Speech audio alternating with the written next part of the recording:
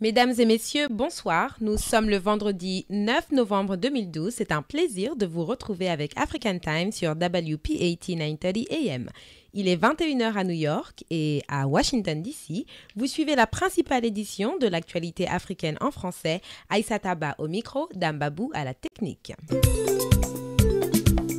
Au sommaire de cette rédaction, au Bénin, dans l'affaire d'empoisonnement du président Boni Yayi, la justice arrête le garde du corps du chef de l'État. Ce dernier aurait été vu dans une vidéo suspecte qui l'implique dans le complot de la tentative d'assassinat du président béninois.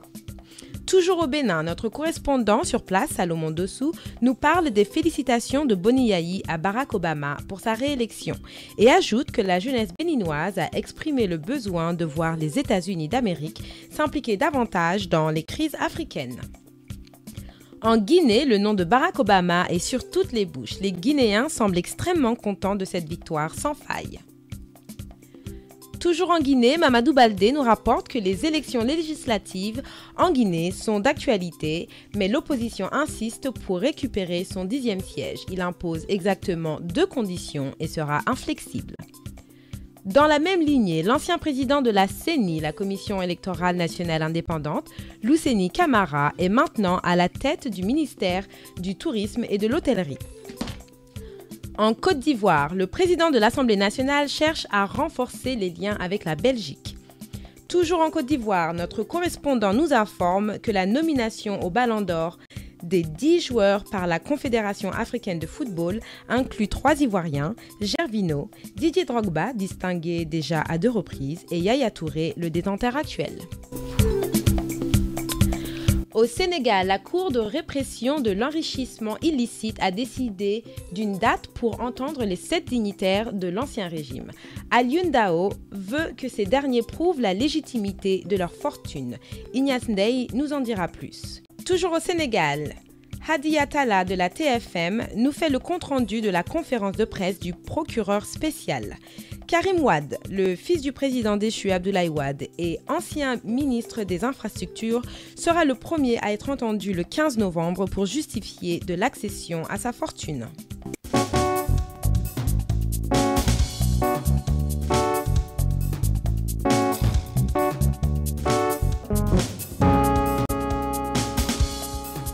Bonsoir et bienvenue sur African Time. Merci de votre fidélité. Vous écoutez votre émission sur internet à yolele.com, à la radio sur WPAT 930 AM et au téléphone composez le 979 228 42 28. Cette émission est sponsorisée par la compagnie aérienne Royal Air Maroc. Just do the math and you'll agree. Did a job that no one could. Made the tough decisions like you said he would, and did so much good. This re-election, let's continue in a forward direction. I'm voting for OBAMA. Nous ouvrons avec la page de la politique américaine. Barack Obama est sorti vainqueur des élections présidentielles américaines. Il remporte le collège électoral avec déjà 303 voix et plus de 50% du vote populaire. On attend toujours le résultat de la Floride avec ses 29 délégués, où Obama d'ailleurs est toujours en tête. Le Parti démocratique retient le contrôle du Sénat. Cependant, la Chambre reste dominée par les républicains, même si la marge de leur majorité a été réduite. Dame, Barack Obama est réélu à l'issue de ce scrutin. Il est retourné à la Maison-Blanche avec un autre mandat de 4 ans. Qu'est-ce qui a fait que les Américains aient préféré Barack Obama à Mitt Romney? Bon, il faut d'abord commencer par le fond. Le problème de fond, c'est que le Parti républicain devient de plus en plus un parti minoritaire dans ce pays. C'est un parti qui s'est toujours appuyé sur le vote blanc et surtout des hommes blancs âgés, donc, et le vote rural. Pour cette raison-là, le Parti républicain n'a pas pu élargir sa base du tout. Et ce parti a un problème avec les femmes. Obama a gagné le vote féminin avec presque 55% au niveau national. Et au niveau des États qui étaient les plus contestés, ce qu'ils appellent les swing states, Obama est largement en tête au niveau du vote des femmes. à cause de l'intolérance des républicains. Vous avez entendu des candidats au Sénat, membres du Parti républicain, qui sont allés jusqu'à dire qu'il fallait rendre illégal l'avortement, même en cas de viol. Vous avez entendu. Ensuite, ils ont même allé jusqu'à considérer que l'assurance médicale ne doit pas couvrir la contraception. C'est pourquoi d'ailleurs les femmes non mariées ont voté massivement pour Barack Obama contre Mitt Romney. Le Parti républicain a un problème avec les minorités. Vous voyez bien, les minorités noires, bon, on peut me dire que c'est naturel. Donc c'est presque 96% que Barack Obama a obtenu du vote des Noirs. Mais le vote des Latinos, qui est donc le segment qui a la plus grande croissance aujourd'hui sur le plan démographique et même sur le plan du vote, cette minorité-là, Mitt Romney a peine 27%. Presque Barack Obama a remporté les 3/4. Mais surtout que cette minorité latino, je ne parle pas du nombre au niveau national, mais la concentration au niveau des États qui sont les plus importants dans l'élection américaine. Le Colorado, qui a toujours été un État qui vote républicain. Le Nevada, qui vote républicain. Et même le Texas, aujourd'hui, Barack Obama a obtenu un score extrêmement important à cause du vote latino, justement. Donc, vous voyez, c'est plusieurs États dans le Midwest qui devaient voter pour les républicains, qu'ils ont perdu la dernière fois le cycle de 2008, et ce cycle-là, et même le Texas, on dit aujourd'hui que d'ici à 3 cycles électoraux, les républicains risquent de perdre ce bastion-là. C'est pour vous dire, donc, c'est la première raison qui a fait gagner Barack Obama, c'est une question démographique. Même la minorité asiatique a voté pour Barack Obama. C'est pour vous dire, la coalition mise en place par Barack Obama était de loin supérieure. Ça, c'est le problème de fond. Mais le problème de la forme, c'est aussi que la campagne de Barack Obama était de loin plus compétente que celle de Mitt Romney. Si vous voyez, moi je connais j'ai des amis qui ont été des volontaires dans la campagne de Barack Obama. Ils vous disent que si on vous donnait 30 noms, 30 maisons à visiter, on sait exactement qui habite cette maison, l'âge de tous les habitants de cette maison, les noms, le métier ou la profession et les relations familiales à l'intérieur de ceux qui habitent cette maison. Vous pouvez imaginer quand un volontaire a une connaissance aussi pointue d'un électeur, qui sait exactement qu'est-ce que le gars a dit quand il s'inscrivait, s'il est un indépendant, s'il est un membre du Parti démocrate, s'il est quelqu'un qui hésite encore. Tout ça, la campagne de Barack Obama a eu une connaissance tellement pointue de l'électorat. Et là où il faut frapper, là où il faut investir, là où il faut faire de la publicité radio, là où il faut faire de la publicité Internet, là où il faut faire de la publicité sur les journaux traditionnels, etc. etc. Donc, c'est le problème de fond du Parti républicain qui devient de plus en plus minoritaire au niveau des États-Unis. C'est ça, une tendance historique. Si ce parti-là ne trouve pas un moyen de se réconcilier avec les minorités, probablement, il restera en dehors de la Maison-Blanche pour longtemps encore. Très bien. Et donc, quels ont été les moments clés de la campagne et de la soirée électorale? Bon, vous savez, depuis 18 mois, on était dans cette campagne. Le Parti républicain a connu une bataille très, très rude au niveau de ses primaires. Le Parti républicain, comme je le disais tout à l'heure, à cause de l'intolérance, à cause de ses positions extrême droite et le rôle de ce qu'on appelle les Tea Party, et qui ont vraiment poussé le parti vers la droite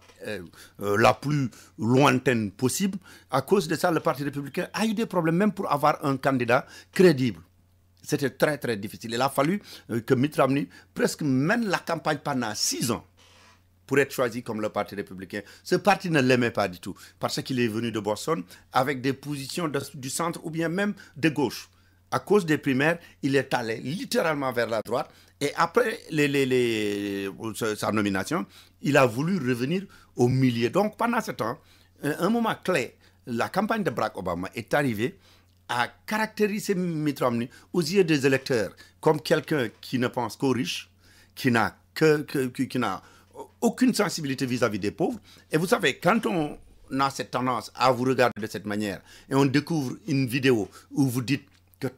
47% des Américains, je ne chercherai même pas à les avoir comme supporters parce que c'est des paresseux, c'est des gens qui dépendent de l'État, c'est des gens qui ne prennent pas la responsabilité pour leur vie et leur vie de famille. Ça, c'était un moment clé. Mais, à part ça,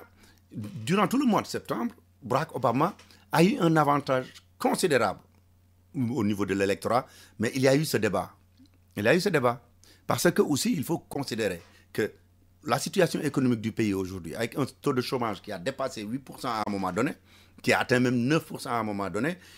c'était même surprenant que les gens puissent considérer que Barack Obama soit réélu. C'est la première fois depuis Roosevelt qu'un président qui est en place avec une économie qui a un taux de chômage de plus de 7%, vous n'êtes pas réélu. Ça ne se faisait pas. Mais ce premier débat est venu donc malgré l'avantage de Barack Obama. Ceux qui réellement n'aimaient pas Barack Obama, ceux qui réellement cherchaient une solution à lui, mais qui n'avaient pas voulu se ranger du côté de Mitt Romney. Mitt Romney est arrivé à se présenter comme un leader qui pourrait être envisagé comme un successeur de Barack Obama. C'était un moment clé. Il y a eu 2 débats qui ont arrêté l'hémorragie, mais qui n'ont pas vraiment remis en cause l'avantage que Mitt Romney avait acquis au cours de ces débats-là. Mais un autre moment clé, c'était aussi les conventions. Le Parti républicain a complètement raté sa convention, avec des intervenants principaux qui ont parlé d'eux-mêmes au lieu de parler de Mitt Romney. Et aussi des erreurs extraordinaires. Le cas de Glenn Stewart, un vieillard de plus de 80 ans qu'on a amené pour faire ce qu'on appelle en anglais du rambling, pour introduire Mitt Romney. Et la convention du Parti démocrate, surtout l'intervention de Bill Clinton et l'intervention de la femme de Barack Obama, c'était des moments clés, les deux conventions. Je pense que le reste, c'est un moment qui ne dépendait pas ni de Barack Obama, ni de Mitt Romney. C'est la tempête Sandy, qui est venue à un moment où on commençait à se poser des questions si Barack Obama était vraiment un leader. Et il est sorti avec un management extrêmement efficace et compétent, et surtout les républicains, et surtout le gouverneur du New Jersey, qui est venu pour remercier Barack Obama de manière presque idyllique. Ça aussi, c'était un moment clé. Et maintenant, donc, que peut-on attendre de ce nouveau mandat et des 4 ans à venir, particulièrement pour tous les immigrés aux États-Unis? Premièrement, je vous ai décrit la situation des rapports entre le Parti républicain avec les minorités. Donc, quand on parle des immigrés, on pense premièrement aux latinos. Et le Parti républicain est obligé de chercher à réparer ces rapports avec la minorité. Donc, la question de la réforme de l'immigration, il y a de fortes chances que ça passe cette fois-ci. Si vous voyez bien, Sean Hannity, c'est-à-dire le porte-parole de l'Amérique la plus anti-immigrante sur Fox News, a simplement dit qu'il faut donner les papiers aux gens. Il faut donner les papiers aux gens et puis on n'en parle plus. Si on ne fait pas ça, on ne sera plus au pouvoir ici dans ce pays. Effectivement, le sénateur Lindsey Graham, qui avait été le sponsor de la dernière tentative de réforme, qui avait dit « je n'y reviendrai plus », sa première déclaration c'est « il faut réintroduire la réforme ». Barack Obama, quand il évoquait les 4 priorités de son second mandat, l'immigration en fait partie. Donc c'est pour vous dire qu'on peut s'attendre à ce que sur ce plan-là qu'il y ait des changements importants, parce que le Parti républicain lui-même, qui était l'obstacle majeur, est aujourd'hui dans une situation où il est obligé de revoir sa position. Merci Dambabou.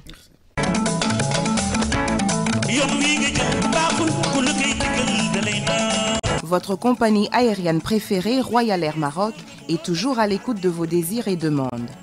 Vous avez réclamé plus de vols par jour en direction de l'Afrique. Royal Air Maroc répond positivement à cette demande. Royal Air Maroc vous offre le plus grand nombre de départs à destination des capitales africaines. Avec autant de vols partant de l'Amérique du Nord, votre temps de transit à Casablanca est réduit au minimum. Avec Royal Air Maroc, ce sont des tarifs imbattables et le plus grand nombre de destinations vers l'Afrique à partir de New York. Royal Air Maroc, c'est surtout un personnel accueillant qui partage vos valeurs et votre culture, qui connaît vos goûts et désirs. Profitez de votre transit à Casablanca pour goûter aux saveurs du Maroc. Pour plus d'informations et réservations, appelez Royal Air Maroc au 1 800 344 67 26 ou visitez www.royalairmaroc.com.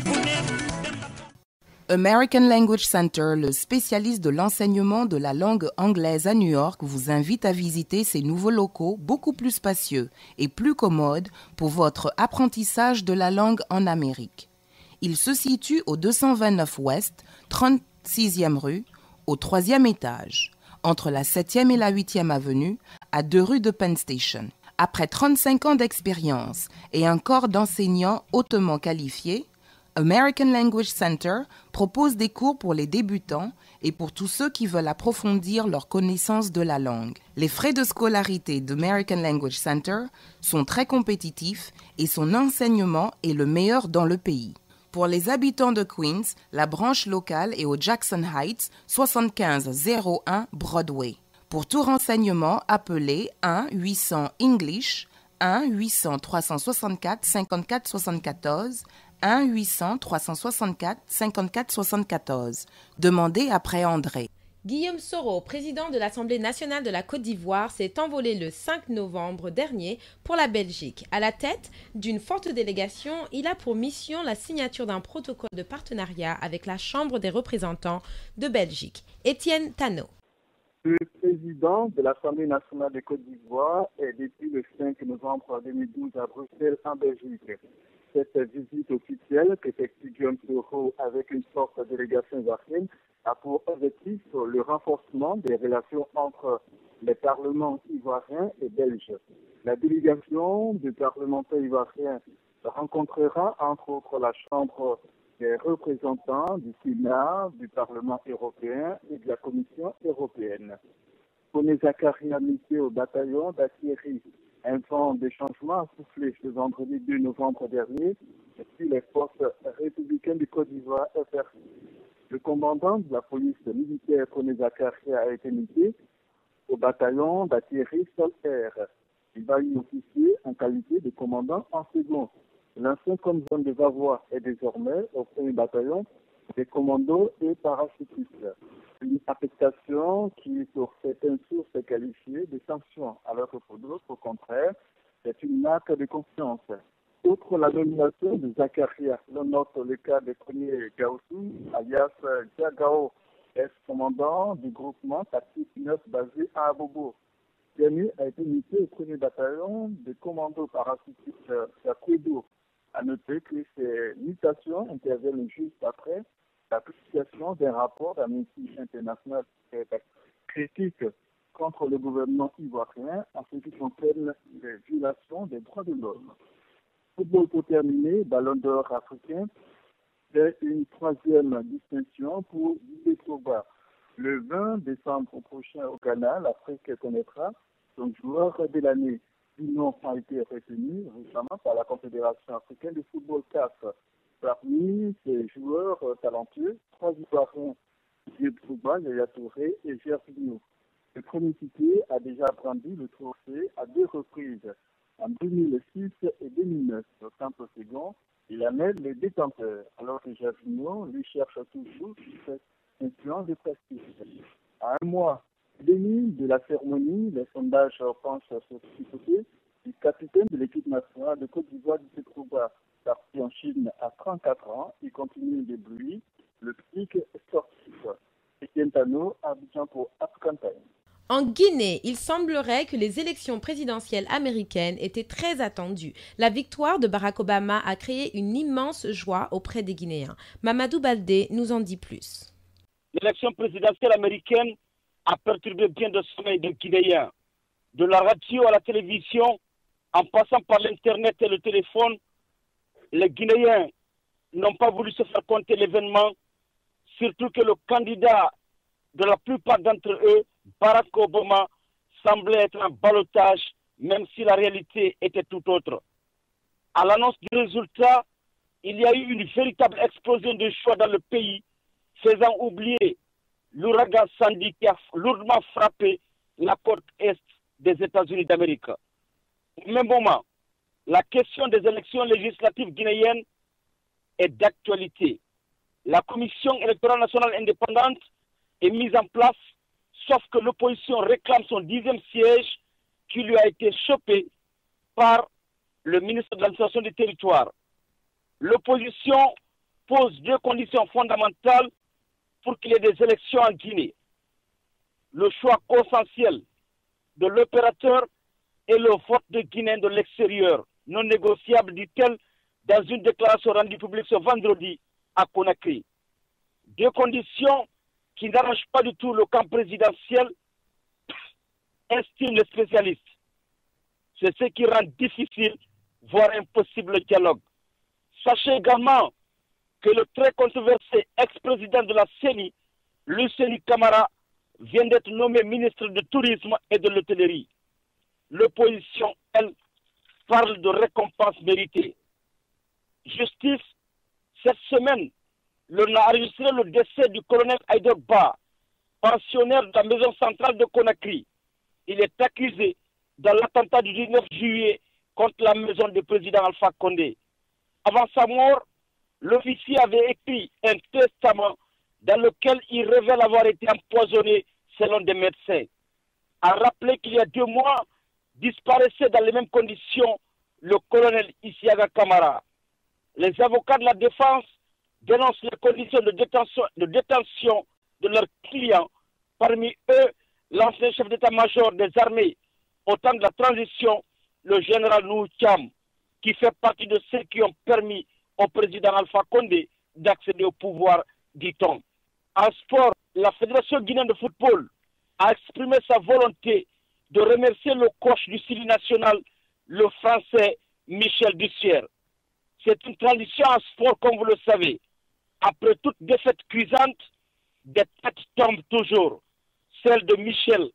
n'échappera peut-être pas cette fois-ci, même si les termes employés pour ce renvoi sont aimables. Mamadou Baldé, Aminata.com pour African Time. Vous aimez les belles chaussures? Alors écoutez bien. Gora Sneakers au 40 Ouest, 31e rue, entre la 5e et Broadway est l'endroit idéal. Chez Gora Sneakers, il n'y a pas de contrefaçon, tout est original. Vous y trouverez Timberland, Nike, Reebok, Sebago, Adidas et j'en passe les meilleurs. Désormais, vous trouverez chez Gora Sneakers des casquettes et des jeans des plus grandes marques. Alors, ne faites plus attendre vos pieds, offrez-leur des chaussures de qualité. Gora Sneakers, c'est au 40 Ouest, 31e rue, entre la 5e et Broadway, en face du poste office. Téléphone 212 695 64 92. 212 695 64 92. Au Bénin, Bachirou Adjani, aussi appelé Azizo, le garde rapproché du président Boni Yayi a été épinglé à l'instar de 3 autres proches du chef de l'État, incluant la nièce de Boni Yayi, son médecin personnel et l'ancien ministre du Commerce Soumanou Moudjaïdou. Il séjourne à la prison civile de Cotonou en attendant son apparition devant le procureur de la République. Dans le pays, la question reste, mais qui sera donc le prochain? Les détails de Salomon Dossou. Dans l'affaire de tentative d'assassinat du chef de l'État béninois, le garde-corps de Boni Yayi a été arrêté et mis en prison le mardi dernier pour association de malfaiteurs et tentative d'assassinat du chef de l'État. De sources judiciaires, Bachirou Adjani Sika a été écroué à la prison civile de Cotonou pour s'être rendu à l'hôtel où est logé le présumé commanditaire légitime homme d'affaires Patrice Talon lors du dernier voyage du chef de l'État à Bruxelles. Et il faut noter que dans ce même dossier d'empoisonnement de Boni Yayi, l'ancien ministre du Commerce Moudjaïdou Soumanou, une nièce du président et le médecin personnel du chef de l'État sont déjà arrêtés et mis sous mandat de dépôt. L'épilogue de ce dossier n'est donc pas pour demain. La liste des suspects s'allonge et d'autres personnes insoupçonnées sont passibles d'interpellation. Et puis le président de la République du Bénin, Boni Yayi, a adressé 2 messages de félicitations à Barack Obama après son élection pour un nouveau mandat de 4 ans. Dans le premier message, en tant que président de la République du Bénin, Boni Yayi a souhaité que la coopération entre les 2 États connaisse un essor considérable. Et dans le second message, en tant que président en exercice de l'Union africaine, il a souhaité que les États-Unis s'impliquent davantage dans la résolution des crises qui fragilisent les pays africains. Il faut tout de même signaler que cette réélection du président des États-Unis n'a plus connu l'engouement et la joie que cela avait suscité en 2008. Interrogés dans les rues de Cotonou, plusieurs Béninois ont exprimé leur déception du premier mandat de Barack Obama. Pour Justin Maouillon, un jeune étudiant résident à Cotonou, Barack Obama n'avait aucun souci pour l'Afrique durant tout son premier mandat. Il n'attend donc aux plus grandes choses de lui au cours de ce dernier mandat. Tout comme ce jeune Béninois, des milliers d'autres Africains font le même procès au premier président noir des États-Unis. Ils souhaitent que l'Afrique, continent en proie à la violence et aux maladies de tout genre, et d'où est venu le père de Barack Obama, soit mieux traité cette fois-ci que lors de son premier mandat. Salomon Dessou, Cotonou, pour African Times. Le Sénégal vit une semaine judiciairement très chargée. Alioune Dao, procureur spécial de la Cour de répression de l'enrichissement illicite, donne les noms des 7 personnes qui seront entendues à partir du 15 novembre prochain. Cette action judiciaire est qualifiée d'agression et de farce de mauvais goût par le Parti démocratique. Les explications d'Ignace Ndeye. Texte 543-2-1-0. Nous démarrons l'actualité de la semaine au Sénégal par cette sortie du procureur spécial près de la Cour de répression de l'enrichissement illicite. Alioune Dao a révélé au cours d'un point de presse cette semaine les noms de 7 dignitaires de l'ancien régime dans le collimateur de cette Cour. Il s'agit pour la plupart d'anciens ministres de la République, Karim Wade, ex-ministre des Infrastructures, fils du président de la République, Maître Abdoulaye Wade, Abdoulaye Baldé, Madické Niang, Samuel Sarr, Omar Sarr, mais également à l'ex-directeur général du cadastre et l'ex-DG des domaines. Ces personnalités vont devoir justifier leurs biens et fortunes devant les enquêteurs de la brigade de gendarmerie, de recherche de gendarmerie qui accueille le 15 novembre prochain Karim Wade, qui sera le premier à y passer. À peine le procureur Alioune Dao s'est prononcé sur cette affaire, les réactions ont surgi. Dans le camp du Parti démocratique sénégalais, on prépare d'ailleurs la riposte. Et pour le porte-parole du PDS, Babacar Gaye, cette décision est une agression. Dans le journal La Tribune, Abdoulaye Baldé estime, lui, que ces convocations sont purement politiques. Même son de cloche du coordonnateur du Parti démocratique sénégalais, Omar Sarr, qui se dit ne pas être ébranlé par cette convocation. Omar Sarr, qui s'est prononcé à la radio Zik FM,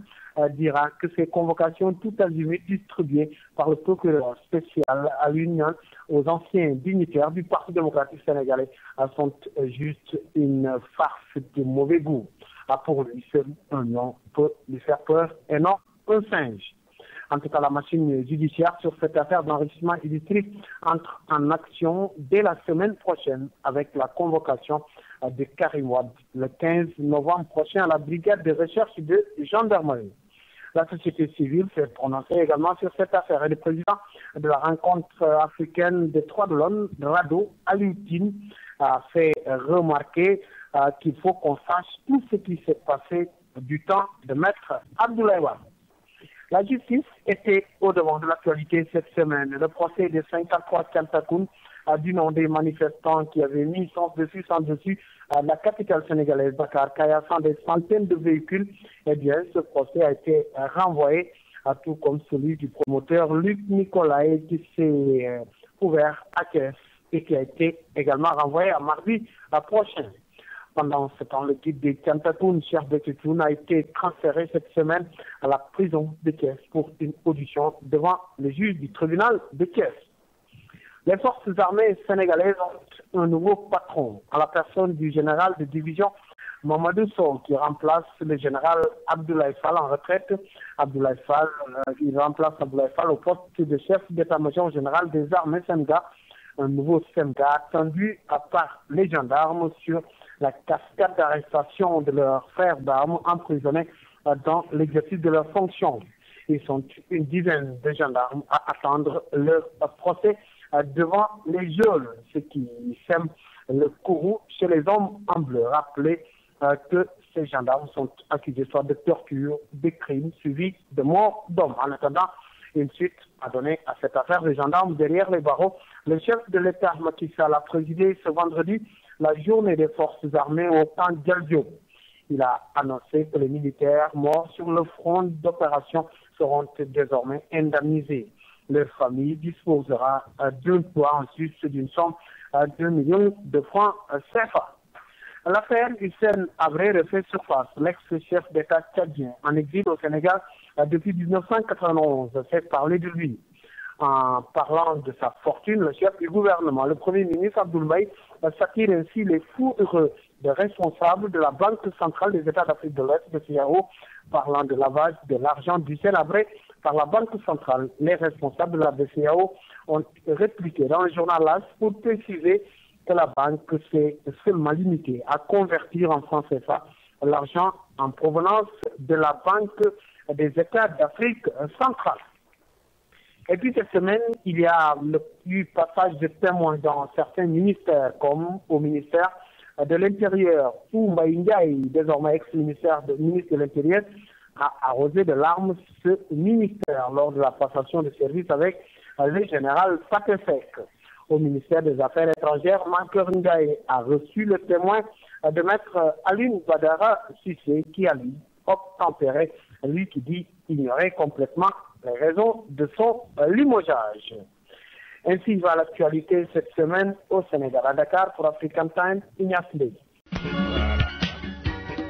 Chauffeur de taxi ou simple propriétaire de voiture, ce message est pour vous. Mohamed et toute l'équipe de mécaniciens que vous connaissez au garage de la 111e rue et la 3e avenue à Harlem vous donnent rendez-vous au garage City White Car Repair qui se trouve au 250 East 137e rue entre Third Avenue et Ryder. Pour tous vos travaux de mécanique automobile, une seule adresse City White Car Repair. Alignement, transmission, électricité et tout le reste, visitez City White Car Repair au 250 East 137e rue entre 3e et Ryder dans le Bronx. Téléphone 718 401 29 59. Les principales cartes de crédit et de débit y sont acceptées. Et on continue avec le Sénégal. Ignace Ndeye nous parlait des procédures judiciaires enclenchées par Alioune Dao, le procureur spécial de la Cour de répression de l'enrichissement illicite. Voilà donc Hadi Atala de TFM qui en fait le compte-rendu. Écoutons. Karim Wade va faire face aux enquêteurs ce 15 novembre et 6 autres pontes de l'ancien régime vont être convoqués. Ils vont devoir s'expliquer sur l'origine de leurs avoirs.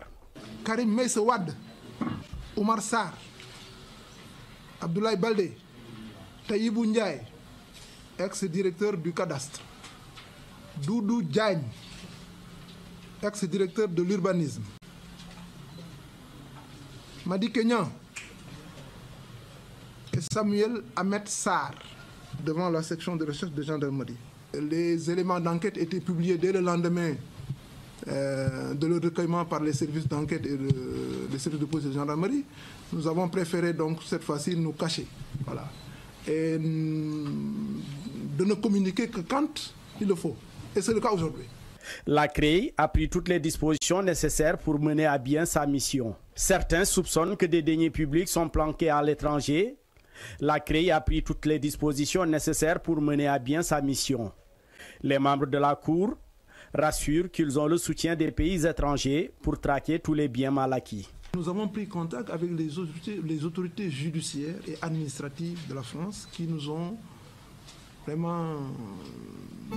montré leur disponibilité à collaborer avec nous dans le cadre de l'enquête contre les biens mal acquis. Karim Wade est sur la liste et qu'il est convoqué pour le jeudi 15 novembre. En ce qui concerne le continent américain, un procureur spécial a été nommé, comme moi, et qui devait même venir au Sénégal le 14 de ce mois. Mais malheureusement, le voyage n'a pas pu avoir lieu. Mais ce voyage se fera et il vient justement dans le cadre de ce que nous sommes en train de faire pour voir dans quelle mesure il pourra nous aider. Pour parler du Canada, nous avons reçu, la semaine dernière, le contact d'un officier de liaison du Canada établi au Maroc qui est venu présenter ses services en nous disant qu'il a reçu des instructions de ses supérieurs hiérarchiques pour venir apporter son aide à nos enquêtes. La Cour de répression déclare en outre que toute personne impliquée dans les détournements, quel que soit son statut, devra répondre devant les juridictions. Selon les membres, nul n'est au-dessus de la loi. Merci Hadi Atala.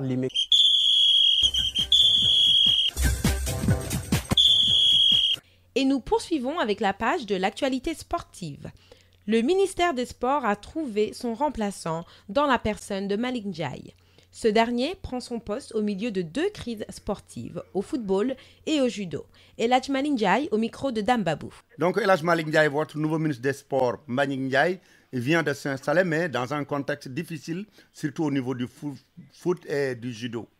Vous l'avez dit, Dame Babou, Malick Ndiaye donc, a pris les rênes du sport sénégalais hier lors de sa passation de service entre lui et El Hadj Malick Gakou. Il donc devient patron du sport sénégalais. Vous l'avez rappelé tout à l'heure, dans un contexte particulier marqué par une crise interne entre judokas, surtout relatif donc à l'Assemblée générale tenue samedi dernier donc à l'hôtel des Almadies. Retenez que El Hadj Moussa Dia avait convoqué l'Assemblée générale pour le renouvellement du bureau avec une forte présence des forces de sécurité qui avaient fait le déplacement pour sécuriser les lieux Mbaye Boye Fall, l'autre camp dirigé par Mbaye Boye Fall et certains présidents de ligue, mais également des présidents de club ont été tout simplement éconduits. Mais retenez que Mbaye Boye Fall avait l'habitude de participer à cette Assemblée générale puisqu'il est président de la Ligue de Saint-Louis. Donc finalement, le ministère des Sports se sont retirés puisque les conditions de l'Assemblée générale n'étaient pas réunies. Malgré tout cela, El Hadj Moussa Dia a réussi à installer un comité directeur et donc c'est au ministère des Sports de valider le CD pour l'élection de nouveaux bureaux. En tout cas, de structure est bien informé, on va vers une structure d'exception au niveau du judo. Autre dossier brillant également qui attend Malick Ndiaye, c'est le football sénégalais traversé par une crise entre la tutelle et la Fédération sénégalaise de football. En tout est partie donc de la volonté du gouvernement de faire partir les fédéraux après l'échec des Lions du Sénégal face à la Côte d'Ivoire le 13 octobre dernier ici au stade du président Senghor. Autre dossier également qui attend Malick Ndiaye, c'est donc la hausse du budget du ministère des Sports, puisque le problème du sport sénégalais, comme vous le savez, c'est surtout des problèmes liés à l'argent et les fédérations qui ne sont pas encore autonomes. C'est dans ce contexte même que Malick Ndiaye a pris les rênes du sport sénégalais après le départ de El Hadj Malick Gakou, qui, selon certaines informations, a été emporté par son différend entre lui et les fédéraux et la Fédération sénégalaise de football. Bon, pendant ce temps, leur patron à tous les deux, Abdoul Mbaye, le Premier ministre, veut lui se débarrasser de la fédération de football. Il a retiré en conférence de presse mercredi. Il estime que la volonté de l'État reste la même, c'est-à-dire que la fédération de football doit partir, puisque c'est Augustin lui-même qui lui a dit que le problème, ce n'est pas Joseph Koto, mais également celui, puisque Augustin Senghor, je le cite, avait des relations très heurtées avec le patron de la Confédération africaine de football, M. Issa Hayatou. Donc, Abdoul Mbaye, lors de sa conférence, a déclaré que le problème du sport sénégalais, c'est un problème de management, puisque les Lions du Sénégal sont meilleurs dans le club et il faut un bon coach, mais également un bon management. Et Mbaye a été déjà briefé dans ce sens. Donc, on va vers un nouveau bras de fer entre la Fédération sénégalaise de football, mais également, et le ministère des Sports, des relations qui sont à l'origine du départ de El Hadj Malick Gakou. Pendant ce temps, on fait comme on peut pour préparer les prochaines séances avec le match amical Sénégal-Niger qui a failli ne pas avoir lieu. C'est un match qui a été sauvé de justement dernier lors de la réunion entre la Fédération sénégalaise de football également, le ministère des Sports, conduit par ses techniciens, les directeurs de la compétition et d'autres techniciens du ministère des Sports. Pour côté fédération, il y avait M. Augustin Senghor, Amadou Kane, de l'organisation, le directeur technique national et le secrétaire général du sportif. Finalement, tout rentré dans l'ordre, le match a été sauvé. Il sera financé en partie par les recettes de Sénégal-Côte d'Ivoire, puisque les joueurs n'avaient pas reçu de primes et une partie du budget était prévue pour donc le paiement des primes des joueurs en cas de victoire. Donc tout est bien qui finit bien. Le match a été sauvé, mais ce sera quand Dembaba et Doussa Gana Gueye, 2 joueurs clés du groupe de Malafinmal, donc qui sont déclarés forfaits pour des raisons de blessure. Ce sera également un match de remobilisation dans un contexte très difficile, marqué par la défaite et le match interrompu entre le Sénégal et la Côte d'Ivoire le 13 octobre dernier ici au stade du président Senghor.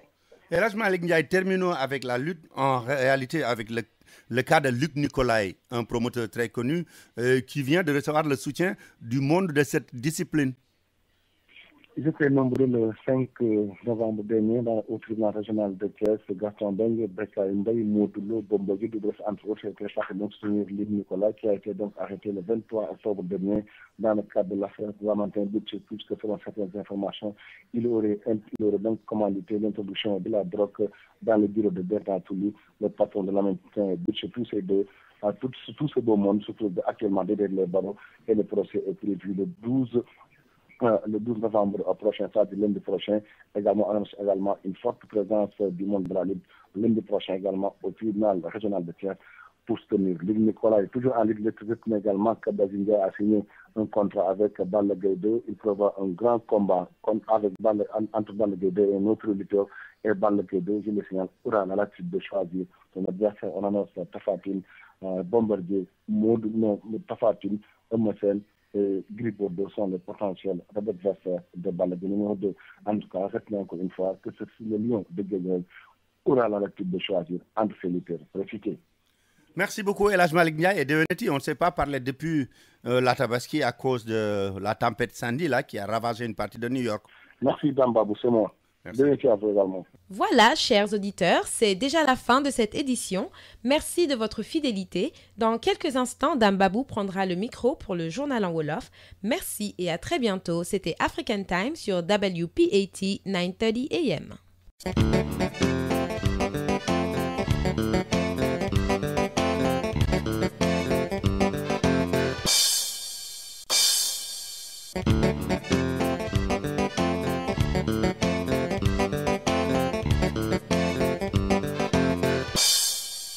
mbokk yi ñu ngi leen di nuyu te di leen gërëm ci déglu bi ngeen def seen émission fii ci African Time ci WPAT 930 AM yéen a ngi ñuy déglu itam ci yolele.com mën ngeen ñoo jot ci téléphone bi itam ci 979 282 4228 979 282 4228 seen mbokk Dambab moo ne ci micro bi moo nekk itam ci machine bi ni ñu ko baaxoo di def ajjuma ju nekk noonu lañ koy defee ci ajjumay tey jii te di leen jéggalu nag ci ajjuma jee weesu nga xam ne jotu leen woon xam naa ne ñu bari ci yéen sonn ngeen lool ci rajo bi waaye nag du woon ci suñu sago xam ngeen ne nga leen li fi ñëwoon ba yàq lu bari ci New York moo tax rajo ba fa mu nekk amuñu woon courant ba kenn mënu woon a wax mënuñu leen woon a jot sax ba xam ci lu ñu nekk ñu ngi door a dellu si waat ci altine ji weesu téléphone bi sax tey la ñu yaakaar ne woon danañ ko jotaat kon nag ci loolu la ñu nekkoon moo tax mënuñu fexe ba ngeen dégg ñu di dellu si waat di leen jégalu te di leen wax déwénati ci tabaski gi weesu te jotuñu ci wax ak yéen. defe naa ne kon lañ doon werante jeex na tàkk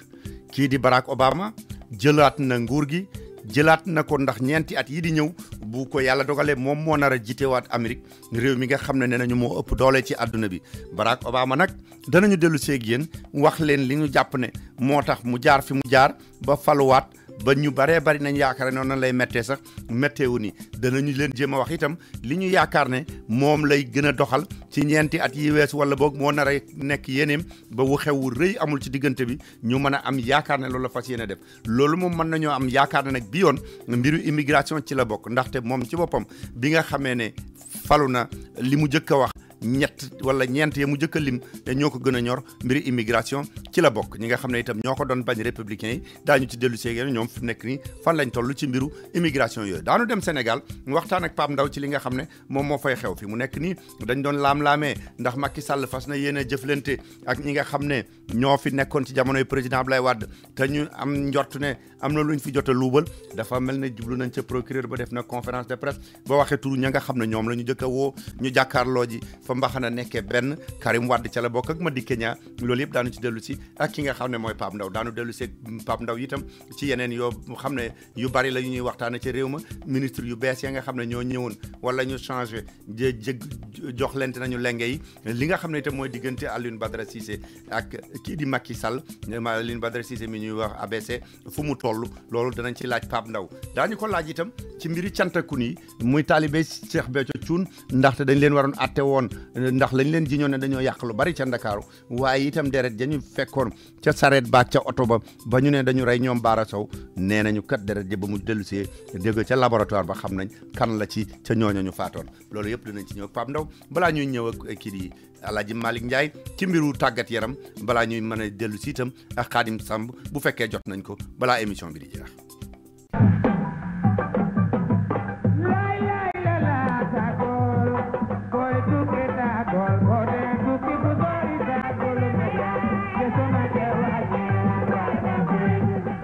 waaw kon ñu tàmbalee ak Pape Ndaw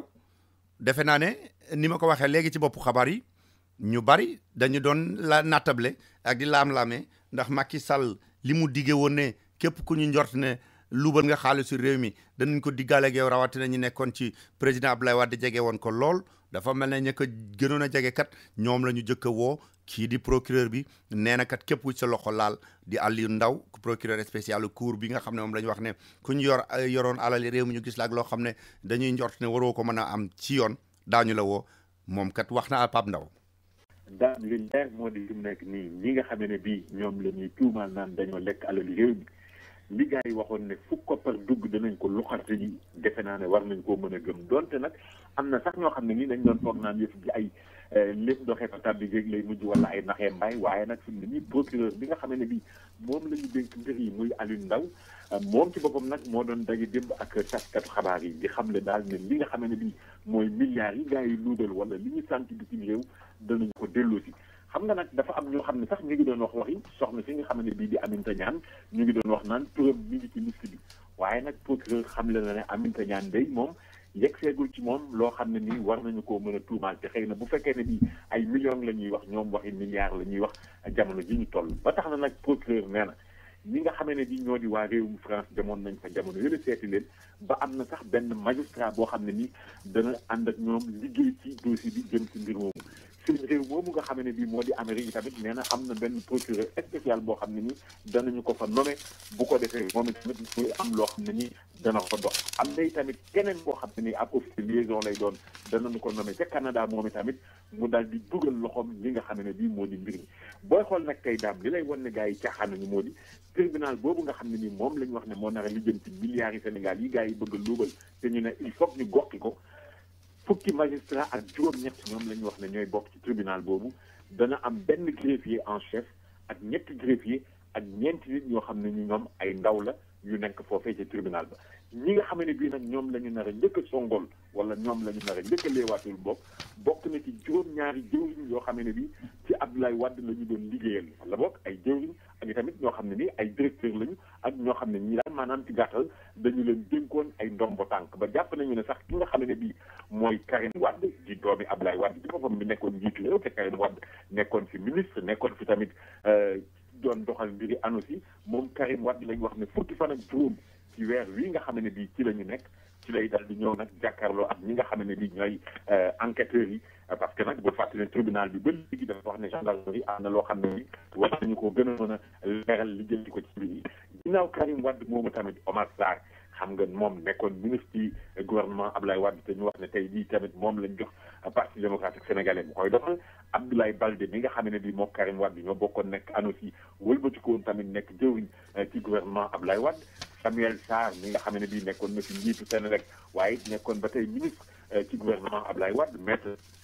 Niang mi nga xam ne bii moo yoroon mbirum bitim réew ci jamonoy Abdoulaye Wade waaye tamit ak ku ñuy wax Tahibou Ndiaye nekkoon ci directeur u cadastre te xam nga cadastre moom mooy lijjanti lépp luy suuf ak lu ñu mel ci réew ak i tamit ki nga xam ne bii moom la ñuy wax Doudou Diagne nekkoon directeur u urbanisme te urbanisme ba tey tamit booy xool ñoom ñoo yore mbiri tabax yi ak loolu Aliou Ndao nag nee na liste bi yemul foofu te bu yaakaar ne rek ñii ñu tudd ci la foofu yi yem amul sikk ne am na ñeneen ñoo xam ne ni seen tur dina ñëw dolleeku ci li nga xam ne bii moo di liste boobu moom procureur bi nag weddi na li nga xam ne bii fan yële ñu gën ñu ngi ko doon wax naan Karim Wade am na benn mandat d'arrêt international bu ñu lancé ci moom pour daal fu mu génn rek ñu jàpp ko dal di koy jotal waa réewum Sénégal nee na nag foofu yegg gu ñu dafa fekk ne kay ci jamonoy enquête la ñu toll gum nii waxaguñu nag kan la ñuy jàpp wala kan la dul jàpp waaye daal képp koo xam ne ni sa loxo laal na ci mbir mi wala jéem daal dugal ay milliards mbaa nga denc ko danga ko gox yi nee nañu nag Karim Wade jamono yi ñuy toll ñu ngi bitim réew waaye ci lu leer mooy convocation bi nga xam ne bii moom la ñu ko yónnee leer na leen jot nañu am nañu xamal wala xam-xam wala xabaar bu leen wóor ne Karim Wade jot na convocation bi te it jàpp nañu ne Karim Wade dana wuyu ci fukki fan ak juróom bi nga xam ne bii ci la ñu koy séntu ñu jàpp daal ne daam baabu fi mu nekk nii moom wuré wa dem na kër ni ñu ko daan waxee mag waxu mag dem na ndey daaw yi fi mu ne nii daal ñi ñuy tuumaal xam na ñan la wala boog ñi ñu yaakaar ñan la enquête bi moom la gendarmerie di wéyal bu ko defee nag képp koo xam ne nii sa loxo sàq na ci mbir mi di nga jàkkaarloog àttekat bi. waa Pape dafa mel ne gouvernement bi fi mu nekk nii moom dañ doon wax naan ñoom dañ dul wax ak nit ñi duñu communiquer nangam dégg nga noonu procureur bi nga wax waaye premier ministre bi ci boppam sax moom it jàkkaarloo na ak taskatu xabaar yi lan lañ ci mën a jàpp. waaw premier ministre Abdoul Mbaye jàkkaarloo na ak taskatu xabaar yi ñi nga ko waxee léegi nee na fu nekk nii dafa fekk nag ne wax moom bu jotee al foog nit ki di wax te itamit am na yoo xam ne nii bu amee war nañoo mën a gën daal di nag wax ak ñi nga xam ne bi ñoom ñoo di askanu Sénégal bu ko defee ñu xam mbir yi fan la toll maanaam daal wax dana dindi tuuma ba tax na nag fi mu nekk nii moom premier ministre mi ngi dooree jaal ñi nga xam ne bi dañoo ñàkk seen ay doom ndax xam nga daal mbëkk mi ba léegi ñu ngi wéy li gars yi dañ wax Barsamba bak sax demoon na ba ay temps ñi tegandi ko ci suuf waaye mel na ne mu nekk nii xale yi dañoo commencé jëlaat gaalu loote yi pour dem ci réew yi tugal yi ba loolu la ñu wax nag ne dafa am ay gaal yu ci këpp ba am ay doomu réewu Sénégal yoo xam ne dañ ci ñàkk seen bakkan premier ministre loolu la njëkk a jaal waaye nag yokk ci tamit li nga xam ne bii jamono ji ñu toll mooy nag li ma njàmbat mooy maanaam daal coow loo xam ne bii dafa jóg nag jëm ci mbirum Hissène Habré wala xaalis boo xam ne nii tey jii dañu jàpp ne Hissène Habré na mu ko amee woon jaarul yoon daf ko luubaloon xaalis boobu nag la ñu indi woon fii ci réew mi Sénégal doon ko fi kaaw fi di ko xale yi waxee wala doon ko fi ba rafet maanaam daal moom premier ministre bi xam ne nag jamono yooyu nga xam ne nii Hissène Habré mi ngi fiy indi xaalis boobu nekkoon xaalis ak bu bari ci ay milliards lañ ko doon xayma ñu doon ko indi nag ci banque boo xam ne jamono yooyee moom mi ngi woon sa banque boobee mais nee na xaalis boobu di caageenu dañ doon jéem a def blanchiment wala lu ni mel parce que ñi nga xam ne bii jamono yooyee ñoo nekkoon njiitu réew mi xamoon nañu ne xaalis boobu mi ngi fiy dugg si te booy xool tamit xaalis boobu BCEAO la ñu ko yóbbu pour ñu dal di koy soppaliwaat xaalis CFA ndax xam nga naam xaalis bi xëy na mën nañoo wax ne CFA la waaye daf fekk ne ci banque centrale des états de l' Afrique occidentale de l' Afrique centrale la jóge woon war a ñëw fii nag ci banque centrale des états de l' Afrique de l'Ouest ba tax nag ñu dooroon na jël xaalis boobu soppi ko loolu nag bi ko premier ministre waxee sax tax na ñi nga xam ne bi ñoom ñoo nekk BCEAO ñoom yëkkati nañ seen kàddu di ñaawlu wax yooyu nga xam ne bi wax nañ ko di wax nag naan ñoom amul lenn loo xam ne nii dañ ko ci jéem a def ci ay wàllu njublan wala ay wàllu tappale wala ay yooyu ñoom daal daf fekk ne rek dañuy jël xaalis daal di koy wecce daal di joxe wecci foo seen mbir yam moom nag premier ministre yokk na ci leeral ne en tout cas amul lenn loo xam ne def na ko ci wàllu blanchiment parce que tamit mbir ya ba muy am ñi nga xam ne bii ñoo jiite réew mi jamono yooyu yéegoon nañ ko mais tey beneen coow bi nga xam ne bii moom la wax jooju indi daambaam mooy tey jii dafa am ñoo xam ne ni nag dañuy wax naan est-ce que Abdoul Mbaye amoon na sañ-sañu wax li nga xam ne bii moom la wax parce que nee nañ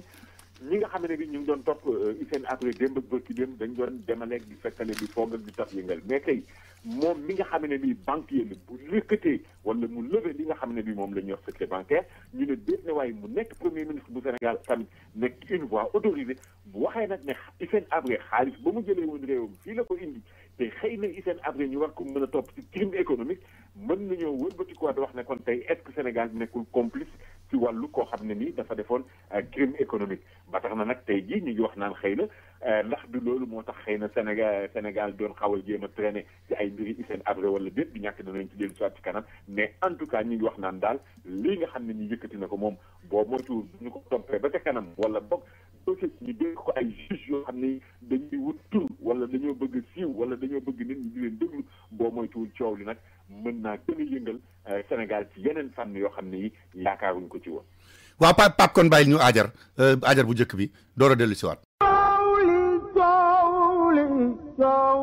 fépp fu nu mën a tukki moo xam ci biir réew mi la moo xam bitim réew rawatina nag bu dee Afrique suñu gos la fa nu war a dem mooy Kara Tour and Travel billet bu ñuy jaay ak avion boo bëgg a demee demal Kara Tour and Travel mu jox la ko ci njëg yoo xam ne mënuloo ko amee fenn xew wu nu am wu nu ñor dëgg fa nu war a dem mooy Kara Tour and Travel bu nu yegg si mu ñu jox suñu billet ci njëg yenu gënal daal di ñuy wax avion ba nuy dugg ak kañ lay dem nu daal di dem ci lu gaaw a gaaw. Kara Tour and Travel mi ngi nekk ci 38 West 32nd Street room 1501. téléphone 212 683 2223. nañ dem ba tëri First Broadway fekk fa Jibi Njaay kor soxna Linguère nga nañ dem ba tëri First. capitaine Jibi Njaay bu Sahel International moo leen di wax ne dem leen fekk ko Sahel International mu taxawu leen na mu leen daan taxawoo ci 1224 Broadway corner wu 31st Street bu dee lu jëm ci Human Air Supreme Ultimate Plus, Sensational, Premium Now, Premium 2, Galaxy, Naomi Yaki, Naomi Ondulé, Mesh Curly, Perigu Human Air, ay synthétique ak ay poche-tiges. Bu dee lu jëm ci téléphone yi it bu ngeen demee fekk fa Motorola, Sony, Ericsson ak accessoires yi ngeen soxla yépp. Bu dee lu jëm ci cosmétique yi Imania, Fashion Fair, Mac benn du fa jeex. Sahel International bu capitaine Djibi Ndiaye mi ngi nekk ci 1224 Broadway ci corner wu 31st Street. Téléphone 212-564-2545 wala ci 718-924-6420. Open 7 days a week. kon mbokk yi bii yëgle mi ngi jóge ci sunu mbokk Serigne Bassirou Lo Ale Aram Serigne Bassirou Lo Ale Aram yàlla def na ñu ko yittewoo bu ñu yàlla yóbboo ci dimanche jeeg jàmm dana ñëw fii ci Amérique fi nga xam ne foofu la daan dal itam ci këram foofu la Serigne Bassirou Lo Ale Aram fas yéene nekk muy ci 2955 8th Avenue ci corner 155th Street bell number 0049 appartement 19B numéro téléphone Serigne Bassirou Lo Ale Aram mi ngi nekk 212-283-4141 212-283-4141 kon niñ leen ko wax rek Serigne Bassirou Lo Ale Aram bu ko yàlla dogalee dimanche ji dana ñëw man ngeen ko woo ci numéro téléphone am 212-283-41 41 212-283-41 41. waaw kon Pape bu ñu dellusee li ma bëgg ñu jëkk cee waxaat mooy xam nga conseil des ministres bi alxames bi la amoon di démb nee nañu Macky Sall daal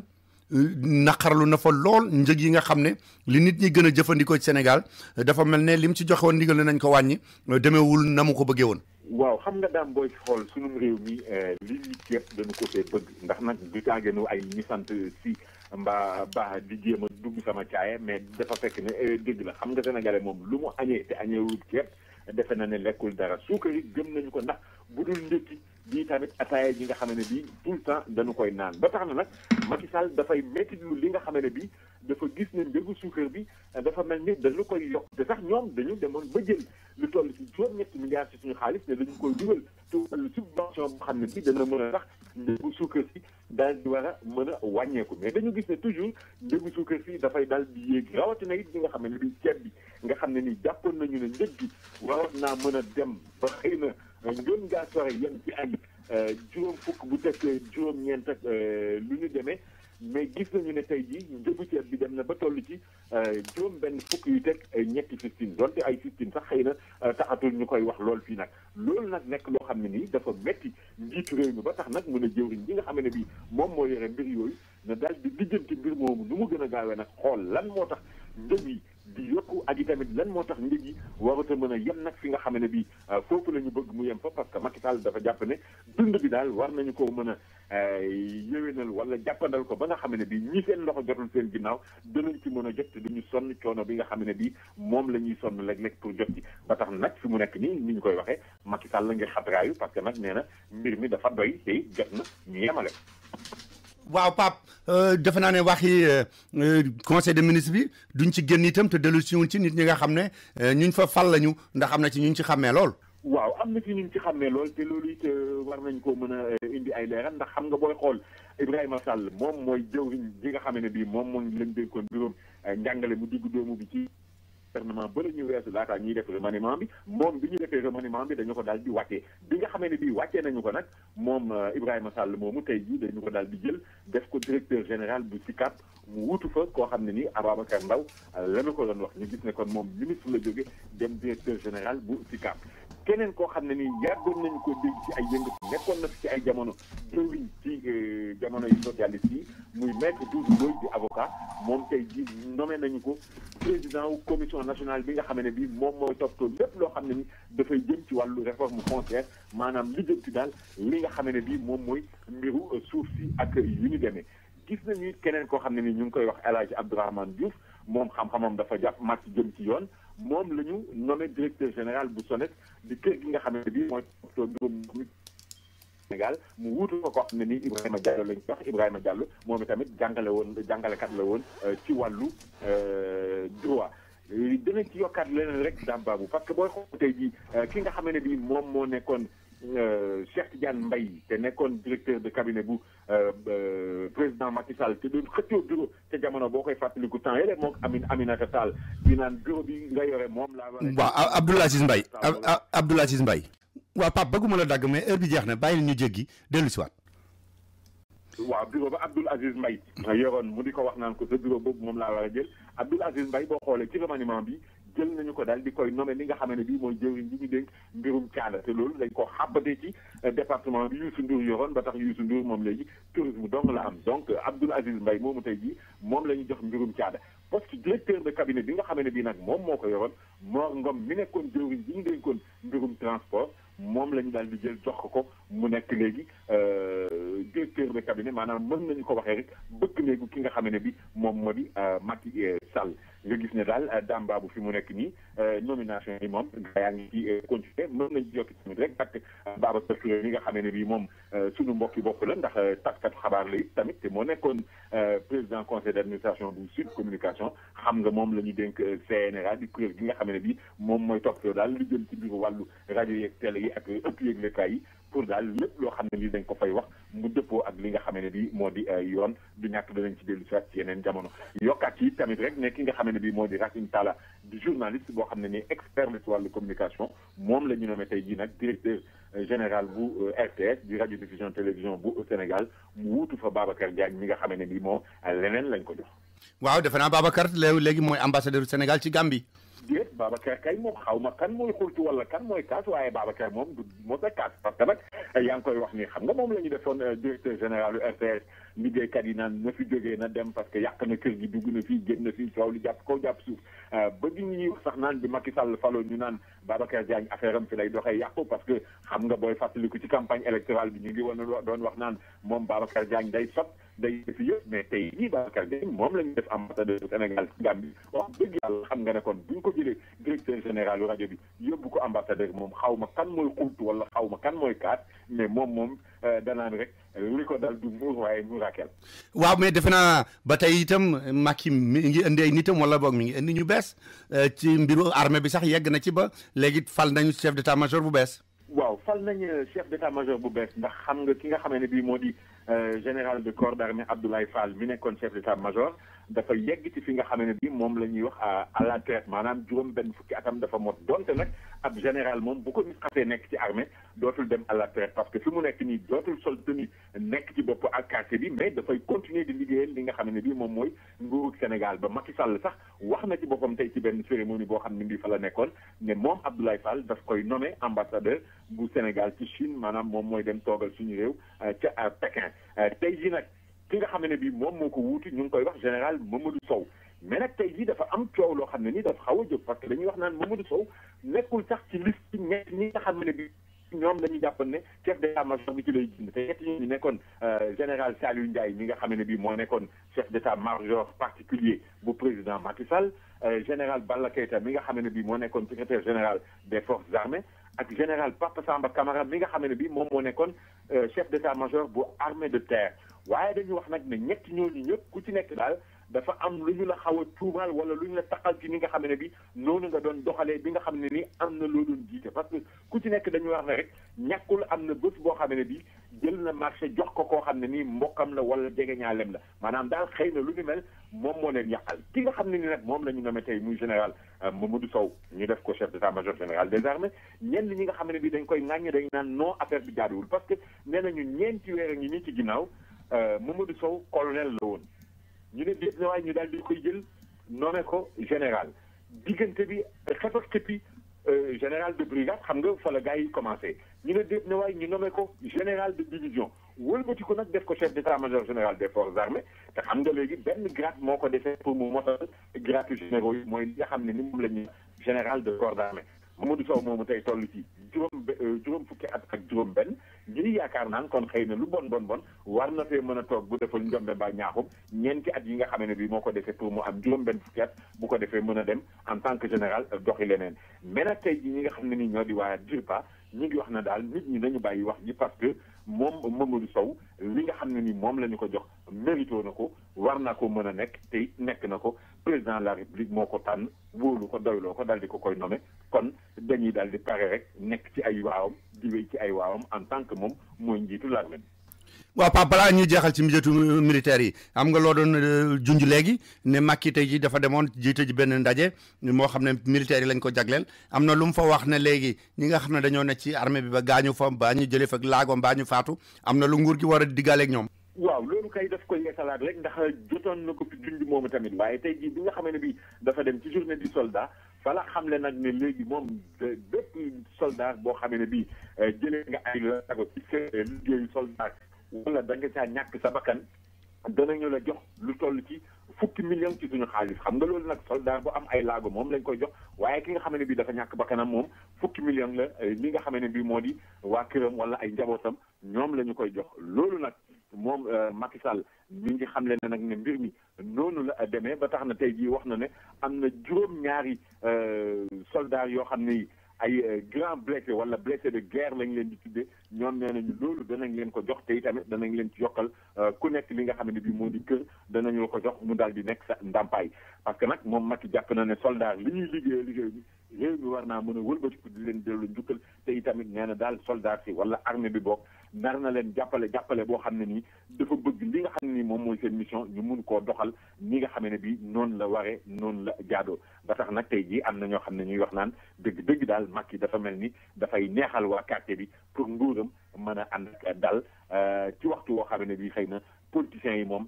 li ñu naan sànni xeer moom lañ koy gën a def. waa Pape kon ma àttandiku waat te ñëwaat tuuti bàyyi lay nga àttandiku ñu dellu si. xam ngeen ne Royal Air Maroc lu mas a nekk seen yitte daf ci taxaw lu ngeen ko laaj dana ci def la mu mën moo tax ba ngeen ko ne na vol yi yokku ba dem bi yomb da koo yokk Royal Air Maroc am na ay vol yu bari yoo xam ne day jóge fii ci New York di dem ci lu mat daanaka fanweeri réew ci Afrique te nag Royal Air Maroc bi yéen leen di jaay na muy yombe kenn du leen ko mën a wax te nag bu ngeen duggee Royal Air Maroc bu ngeen wàccee ba Maroc dem Casablanca soxlawu leen visa man ngeen a génn doxantu ji jënd seen i marchandise seet dëkk ba door a déparaat te nag Royal Air Maroc ña fay liggéey seen i bokk lañu yéen a bokk aada xam li ngeen bëgg ak li ngeen di bañ kon nag bu ngeen di tukkeeti dem leen fa mu gën a yombe te gën faa baaxe muy Royal Air Maroc laaj leen ko seen agent de voyage wala ngeen woote 1-800 344 6726 1-800 344 6726 wala ngeen visiter seen website royalairmaroc.com. fu ñu ko waxee ñëpp yaakaar ne mënu la am ndax day neex lool Omar Diop bu Interpat Computer ñëwati na ak benn spécial boo xam ne bu ma leen ko waxee li fekk demu leen fa da ngeen di yaakaar ne mënu la am Dell Computer bu baax lool ànd ak écran am ñu di leen ko jaayee $139 rek waaye nag xam ngeen ne loolu kenn du ci am lu bari lool bu ngeen bëggee am ci computer Dell yooyu nga xam ne desktop la buy ànd ak écran am ànd ak keyboard am ànd ak mouse ba ca charger ba lépp ñu boole ko di la ko jaay $139 da ngay dem Interpat Computer mi ngi nekk ci 15 West 116th Street ci diggante 5th ak Lenox Avenue mooy ba nekkoon ca diggante 5th ak Madison tuxu na bu yàgg léegi mi ngi ci diggante 5th ak Lenox Avenue téléphone 212 423 97 50 Omar Diop nee na xamoon ngeen ne bu ubbite classe yi jotee soxla yi bari ngeen war a jëndal seen doom yi ay computer dana ci jóg def ci lu mu man moo tax mu di leen jaay Dell Computer buy dox na mu war a doxee ànd ak écran ànd ak keyboard ànd ak mouse lépp pour $139 woo leen ko ci 212 423 9750. bay fal ga daa jóg ca faaja nga sin ko mu sooli saaga fan yëpp foo demee ci këru africain bu ñuy seetaan télé da ngay dégg ñuy kaas rek naan man bouquet bi ma jëndoon amul chaîne sàngam bii rek laa ci mën a seetaan wala mi ngi doon dox démb te tey doxatul loolu yëpp mën na fee jóge ndaxte am na bu bees boo xam ne bu ngeen ko amee chaîne télévision africaine yëpp ngeen di am boobu mooy bouquet africain ASTV bouquet africain ASTV boo ko jëndee ni ma la ko waxee chaîne ya benn manqué wul rawatina ak yéen ñi nga xam ne da ngeen doon laajte Lamp Fall TV soo amee bouquet africain ASTV saa yoo ko soxlaa fekk ko fa ak yeneen chaîne yu bëree bëri amul dem ñu naan tey dox na wala chaîne sangam tey dañ koo crypté dellu si leen dana dellu si waat woote leen ci bouquet africain ASTV ñu andil leen ko numéro téléphone 646 351 31 07 wala 646 924 63 93 Lamp Fall TV ak yeneen yemu àndal yépp ci Afrique seen bu ngeen ca soxla da ngeen di woote ci 646 351 3107 wala 646 924 6393 Bouquet African ASTV mooy chaîne africaine yépp rawatina nag Lamp Fall TV.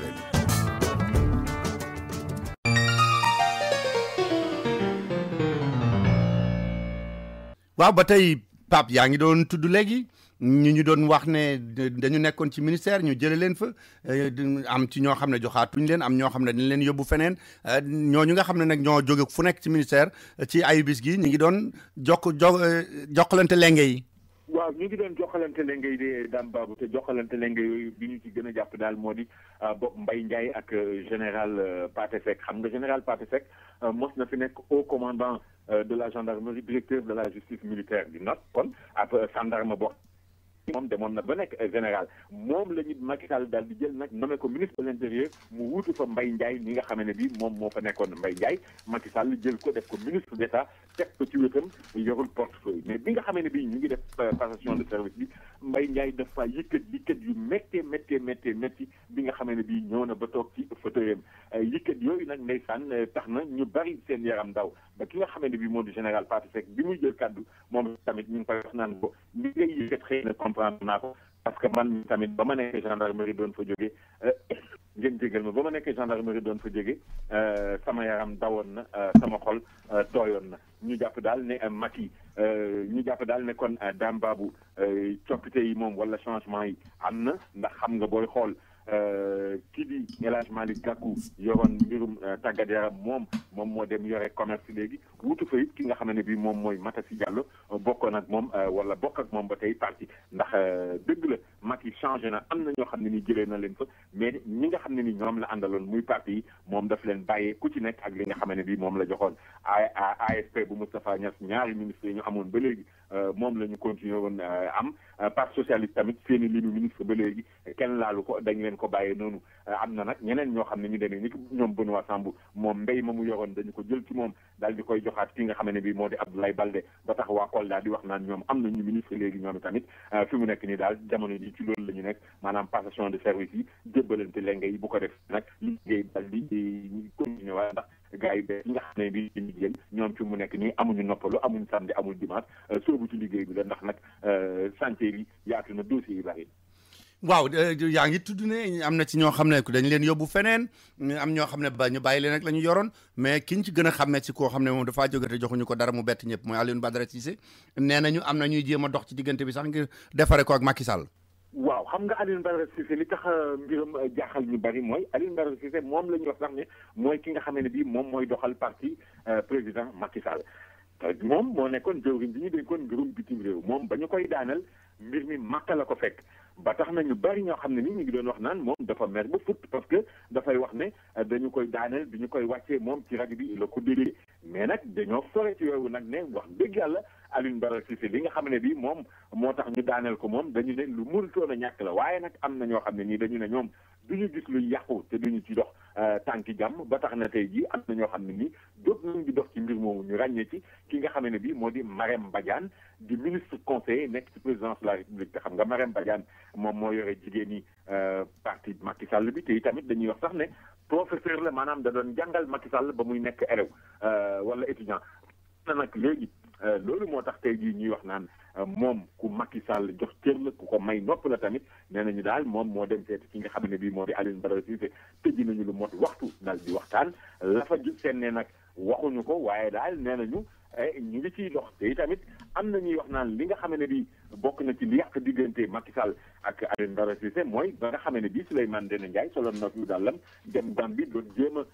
rattaxal wala defar bi ñu xam ne nii am na ay doomu réewu Sénégal yi ñuy tëjoon foofu ne dañ leen di rey nee nañu daal loolu la Alioune Badara Cissé rafetlu wuloon ba nag am nu mu ci doon laajee Macky laaj yoo xam ne daal Macky nag dafa mel ni dafa gis boppam parce que nag ak lu mu munti demee moom mooy président de la République te du moom mooy rendre compte su rendre compte amee kay moom la ñuy rendre compte mais du moom mooy wëlbati ko naan nit lii kat boo gisee ma def ko lii ak lii tax ba tax na daal lu mën a am mooy daam nañu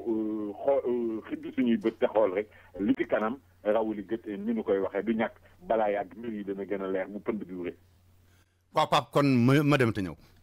soxna Awa Gumbale ak soxna Seynabou Thiam bu Kër Kumba restaurant nee nañu ñu ngi leen di gërëm ndax li mbokk di jariñ woon ngeen leen ko ba ñu ubbee Kër Kumba restaurant di leen fa defal xéewal yu neex yéen ñëpp da ngeen leen a jàppale ba ñu xam ne ameel nañ leen njukkal lu rëy rëy njukkal li nag nee na ni ñu koy defee mooy rek ubbi leen beneen place bu bees place boobu mooy Daaru Salaam miit kër maam Cheikh Anta Mbacké muy foo xam ne bu ngeen fa demee lépp lu ngeen soxla ci seen affaire yàpp moo xam viande fraîche la wala viande frozen bu dee yàpp xar la yàpp nag bu dee itam ay ganaar la wala ay jën wala turkey fumé la wala turkey fresh yi bu ngeen demee Daaru Salaam miit kër maam Cheikh Anta Mbacké da ngeen ko fa fekk da ngeen fa fekk itam lépp luy dem ci seen i ci muy ceeb muy diwlin géej yéet keccax nooflaay araw ak sangal lu ngeen ci bëgg da ngeen ko fa fekk ba ci caakri ak soow te it nag dañ leen koy délivrer fépp fu ngeen ko bëggee kon nag bu ngeen lekkee ba suur ci Kër Kumba restaurant la ngeen war a toggee ji après dem leen Daaru Salaam miit kër maam Cheikh Anta Mbacké mi ngi nekk ci 117 West 116th Street ci diggante 7 ak Lenox Avenue téléphone 646 596 9605 646 596 9605 soxna Awa Gumbale ak soxna Seynabou Thiam nee na ñu ngi leen di ñaanal yéen ñëpp ñi ko jàppale woon ci Kër Kumba ak ñeneen ñi ci des ñëpp. képp ku yaakaar ne expérience am na lu ko mën a wuutu boobu da ngaa demagul Africa Travel Management boo demee Africa Travel Management ba fekk fa Cheikh Diwane Sylla ak expert ya mu àndal da nga xam ne agence boobu rek moo lay wax ne la avion boo bëgg a demee ak fu mu mën a jëm muy South Africa Delta Royal Air Maroc njëg yi gën a yomb ñoo la koy wax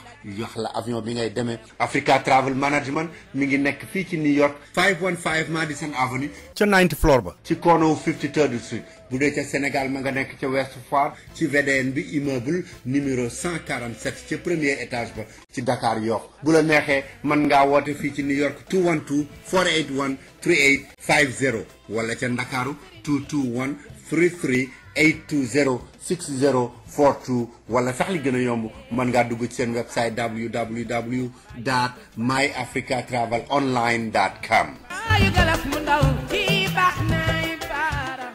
Mohamed bi City White Car Repair bi nekk ci 250 East 137th Street between 7 and Ryder moo dellu si di leen fàttali ne ba mu leen yàggee taxawu seen oto fu mu paane yàgg na lool te bànneex rek la ngeen ci am oto bu ngeen mën a am moo xam yu yàgg yi la moo xam Toyota yu bees yi la bu mu mën a doon lu ci mën a yàqu dem leen ci Mohamed bu City White Car Repair mu taxawul leen ko ratif daal leen koy defal ci na mu gën a baaxee ca njëg yooyu mu gën a bëgg mécaniciens yi man ci dëkk bi ñoom la fa dajale moo xam doomi réew mi lañu moo xam ay doomi Afrique yu fi nekk la Mohamed bu City White Car Repair nee na lu ngeen ko fa indil muy 24 heures sur 24 te du tëj benn bis du tëj wenn waxtu lu ngeen am rek lu ngeen bëgg a def lu seen oto moo xam lu paan la moo xam oil change la moo xam frein yi ñuy defaraat la dem leen seeti Mohamed bu City White Car Repair mi ngi nekk ci 250 East 137th Street ci diggante 3rd Avenue and Ryder téléphone 212 401 2959 212 401 2959.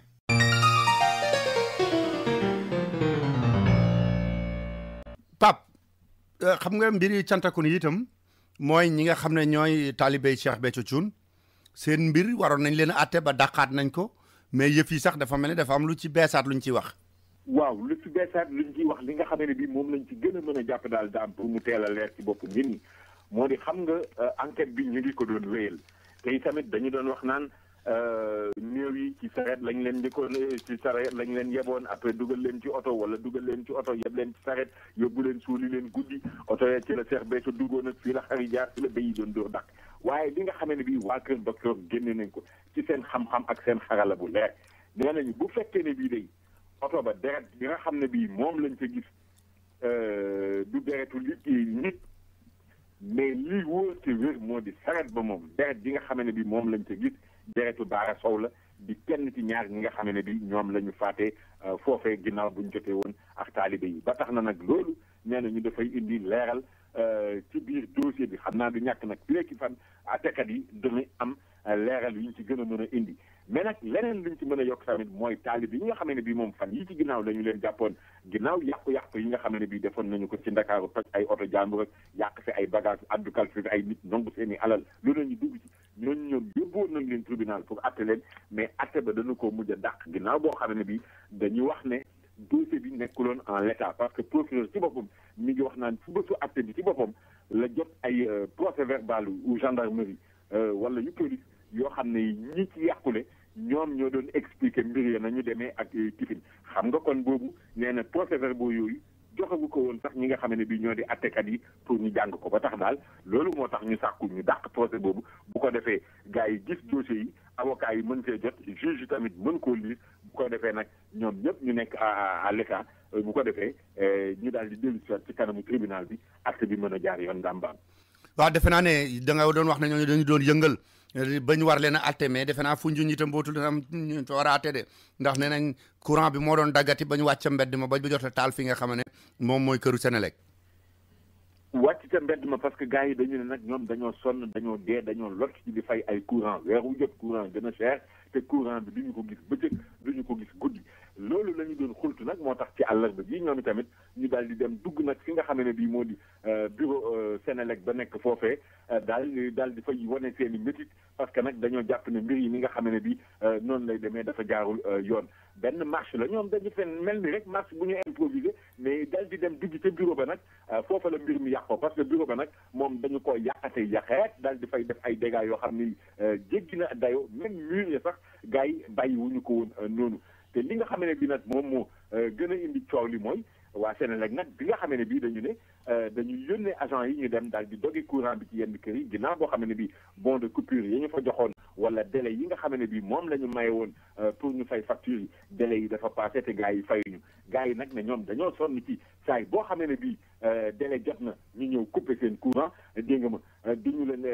déglu duñu bàyyi xel ci li nga xam ne ni moom la ñuy xultu te courant bi dañuy couper di ko dog saa yi bu nekk aussi seen frigidaire yi bagage yi ñu ciy def di yàqu ñi nga xam ne bii dañuy liggéey courant moo xam tailleur la wala soudeur wala menuisier métallique wala beneen xeetu liggéeykat bu mu munti doon du liggéey parce que courant bi doo ko am normal day tam saa yi boo amee facture bu yéexee fay lu toll ni tafatal ay ni ñu ñëw couper la loolu la ñu wax nag ne ñoom dafa doy dañu ko mën yoon dégg daal ba tax nag ñu daal di yëglu daal def jëflante ak ñi nga xam ne bi ñoo di waa bureau Senelec ba ñooñu tamit ci gendarmerie la ñu mujj laqatu ji wala boog gendarmerie la ñu woo wallu ñoom ñoo ñëw dimbali leen daal xëy na ba ci ay booru ginnaaw tisbaar ci la coow la dal mbir yi dellu si waat gars yi mën a jéem a seet nag nan la ñuy réparer ñoom itamit dégâts yi nga xam ne bi moom la leen manifestant yi indil foofu. waaw Pape am na la loo xam ne de yëggagul ci coow waaye ñu ngi koy rumandaat de Macky Sall dafa mel ne sëriñ si tabaski gi ren ji enveloppe yi ñu daan jot xaar nañ ko lu yàgg te ñëwul de. déet man kay daam ni Macky def sëñ si moom bëgguma nga def ma ko ci tabaski ji parce que sama ndëwee ne nit maa ngi koy séntu ba léegi xam nga dafa fekk ne sëriñ si ñaare Abdoulaye Wade dafa am loo xam ne ni daf ko indi woon def ko aada ci réew mi bëgg koo tàmmal ñenn ñi ay enveloppe yu duun wala ay wëlis mbaa ay waxande xaalis wala boo ñëwee ñu naan la boole naa la colonel ci roxo ba tax na nag tabaski ji nga xam ne nii mooy tabaski njëkk bopp Macky Sall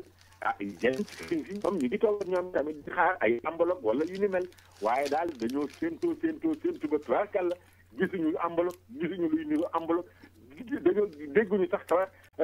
xànjar mbaa puttu meng la sama maam daan wax puttu meng maanaam xànjar gisuñu dara daal ci gàttal ba tax nag am na ci ñoo xam ne ñoom fexe nañu ba jotali wala ba Macky jot ci wax ji balaal woon ko ne tas na yaakaar parce que ñu ngi doon xaar seen ndéwénal mbaa lu ko niru ne nañu nag Macky ci tontam la mu xam ne daal moo di xëy na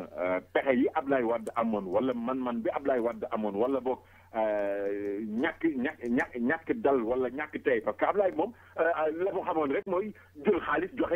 joxe seetul ndax xaalis bi fi ñu ko war a jëlee fa la ko jëlee wala déet moom nag dafa ne réew mi toll na foo xam ne nii ci ay problème ci ay jafe-jafe ci ñàkk xaalis ci soxla xaalis tey tamit nee na adduna bi yëpp ñu ngi ko teg bët rawatina communauté internationale bi pour xool nan la war a mën a doxalee ci jamono joo xam ne ni dañuy wax naan dañuy indi politique de rupture ba tax na daal nee na moom xaalis bu muy séddalee noonu nag ay la yéwén amu ko loolu nag xaw ma ndax dana neex ña nga xam ne bii ma doon xaar xaalis boobu la dégg mais daal daan nañu xaar ba xam bu ñu yeggaatee ci Korité ba Tabaski ndax dana joxe si lëf wala day defaat na mu defoon rek.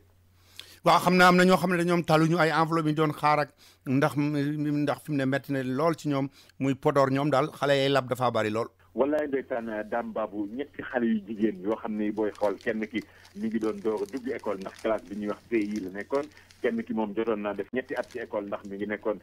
CE1 keneen ki moom CM2 la nekkoon classe bi ñuy defee certificat ñoom ñoo àndoon nag ne dañuy wuti daal lu demee ni ki ay siddéem mbaa yu ni mel daal ci àll bi bi ñuy dem di kii boobu nag ci àll bi pour kii wuti loolu ci la ñu daal di lab ci benn déeg ba ñu labee ci benn déeg groupe bi nga xam ne bii ci la ñu bokkoon nag ñette des ñoo daw ca dëkk ba daal di woote ji wallu dëkk bi mi ngi nekk ci dëkk bi nga xam ne bii moom la ñuy wax Pété nekk ci département de Podor ba ñu yëglee nag nit ñi daal di daw ñëw seet fi ci la ñu gis ne daal xale jot nañoo lab ba ñu ci fee ni nag ci la ñu jot a génnee seen néew yi ba ñu ko génnee dañu ko daal di yóbbu ci hôpital lu Ndioum ngir ñu def autopsie bi mais daal muy lu tiis loo xam ne nii Dame Babou tax na ña nekk ci dëkk ba moom dëkk boobee tey xolu kenn neexu ci. waaw tiis na lool kay moom ma ñëw Pape. American Language Center mi nga xam ne moo leen di jàngal anglais moo leen di xamal ne ku nekk ci réew boo bëggee sa dëkk neex fa da nga war a wax làkk wa ñu fay wax moo tax mu ne leen bu ngeen bëggee jàng anglais ñëw leen seet si ko mi ngi ci locom yu bees yi 229 West 36th Street ci third floor bi ci diggante 7th ak 8th Avenue jege lool Penn Station fanweeri at ak juróom a ngi nii ñuy jàng anglais te jàngalekat yi gën a aay ci dëkk bi ñoom la ñu fa dajalee bu fekkee ne da ngay door a tàmbali wala nga bëgg a bënnal sam njàng itam foofa nga war a dem te la ngay fay tuuti na lool moo gën a yombale ci dëkk bi yéen ñi dëkk Queens itam dem leen ci Jackson Heights ci 75-01 Broadway bu ngeen demee fekk fa American Language Center bu ngeen ci bëggee xam lu gën a leer woote leen ci 1-800 English 1-800 364 5474 1-800 364 5474 bu ngeen wootee laajte André. bu ngeen amatee ay vidéo ngeen bëgg ñu defal leen ko ci DVD wala nga am seeni cassette audio yu yàggoon ngeen bëgg ñu defal leen ko ci CD dem leen seeti Yat Ndendori bu Mamadou Sangot bu leen ko fàtte lépp loo xam ne vidéo la buy door a génn wala DVD buy door a génn théâtre la wala musique lu mu ci mën a doon balaa ko kenn di jot Yat Ndendori ñoo koy jëkk a jot ba mu yàgg lool ñeneen ñi door cee am te nag léegi Mamadou Sangot nee na ñëw leen mu di leen yónneel seen xaalis ak fu ngeen bëgg mu dem fa ci Afrique ci taux bi gën a baax te nag li ngay fay moo ci gën a tuutle dana dem Sénégal Côte d'Ivoire Mali Guinée Mauritanie Gambie mënuma koo lim yëpp sax ba mu jeex Yat Ndendori bu Mamadou Sangot mi ngi nekk ci 365 Lenox Avenue ci diggante 128 ak 129 téléphone 646 620 09 33 wala 646 555 42 94. waaw Pape bu ñu dellu see dañuy dellu seeti wax ci président Abdoulaye Wade moom daal dafa mel ne bu ñu demee ba di ko bëgg a fàtte rek mu am la ne lu mu yëkkatiwaat ngir ñu waxi waxam nee na daal as tuut suñ ko war a fay mu nekk ancien président ñu defoon ko ci loi bi nee na Macky yàkkamti naa koy waaj mi yàgg na lool. waaw te it tamit Abdoulaye booy xool fi mu nekk nii dafay xaatu ak di xatraayu ndax sax coow li sax mu jàpp kaw jàpp suuf moom moo bind benn communiqué boo xam ne ni daf koy yóbbante ñi nga xam ne nii ñoo di taskatu xabaar yi pour ñu siiwal mbir mi daal ci ni nga xam ne bi noonu la ñuy doxalee ay mbiram ndax moom dafa jàpp ne Macky ni muy def dafa xaw a jiit parce que dafa bëgg moom Abdoulaye nee na ni nga xam ne bii noonu la ñu doon doxalee ak ñi jotoon a nekk président de la République bu Sénégal ñu di doxalee noonu ak moom parce que nekkul ci koo xam ne ni nag dafa bëgg di def mbiri informel waaye dafa bëgg lépp loo xam ne ni dañ ko amel ñu daal di koy jaarale yoon te tamit loolu Ablaye pour mu yëgal ko Macky Sall tamit dafa yebal koo xam ne nii xëy na ku jege président Macky Sall la wax ko yóbbante boobu Ablaye loolu tamit nekk loo xam ne ni nag neexul Macky parce que tamit moom dafa wax ki nga xam ne bii moo di Bruno Diatta di chef protocole am ne ko nag na xamal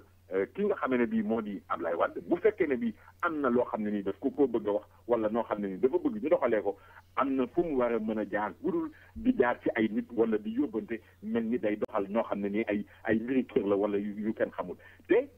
fekk moom daf fekk ne dañuy wax naan xam nga président de la République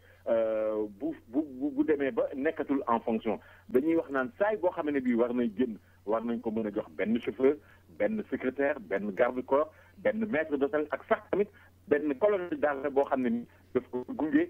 ci bépp déplacement boo xam ne ni daf koy def mais nag li nga xam ne bii moom mooy Macky Sall li muy wax mooy Abdoulaye Wade liste bi mu bind wala ni mu bind leen loolu yëpp dañ ko war a mën a defal moom Ablaye Macky daf ko xamal nag ne loolu moom séq ko ak moom ñi nga xamee ne bi noonu la ñu koy waxee parce que daal dafa mel ni Ablaye ñi nga xamee ne bi loolu la bëgg dafa ëpp ba jéggi dayoo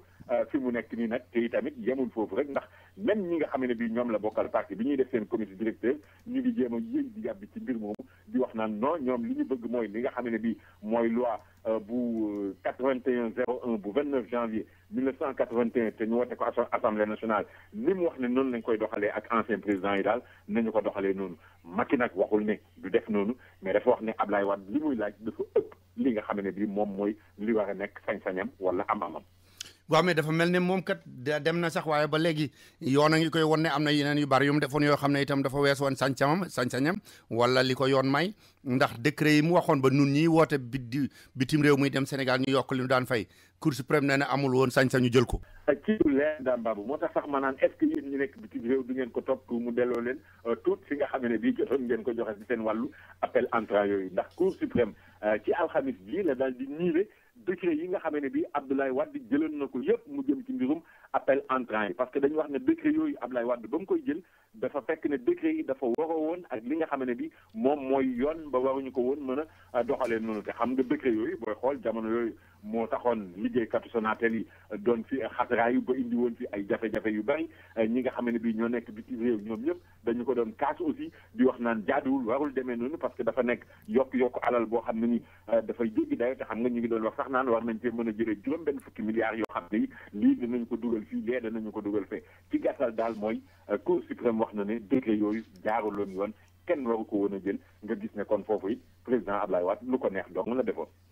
waa Pape am na beneen président boo xam ne itam Ablaye Wade miinante woon na ak moom lool ba ñu jàppane sax xaritam la ñu di ko wax Olusegun Obasanjo te mu jiite woon royaume Nigéria léegi retraité na moom dafa demoon Medina Baye mais am na lu mu fa jot a wax ne bëgg na ñi nga xam ne ñoo jiite waa kër Medina Baye ñu def ko ci Nigéria.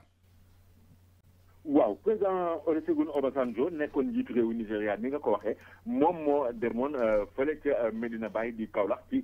aljuma ji sax alors ba mu fa demee nag daal dafa jàpp ne moom dafa leen seet si ziar si leen donte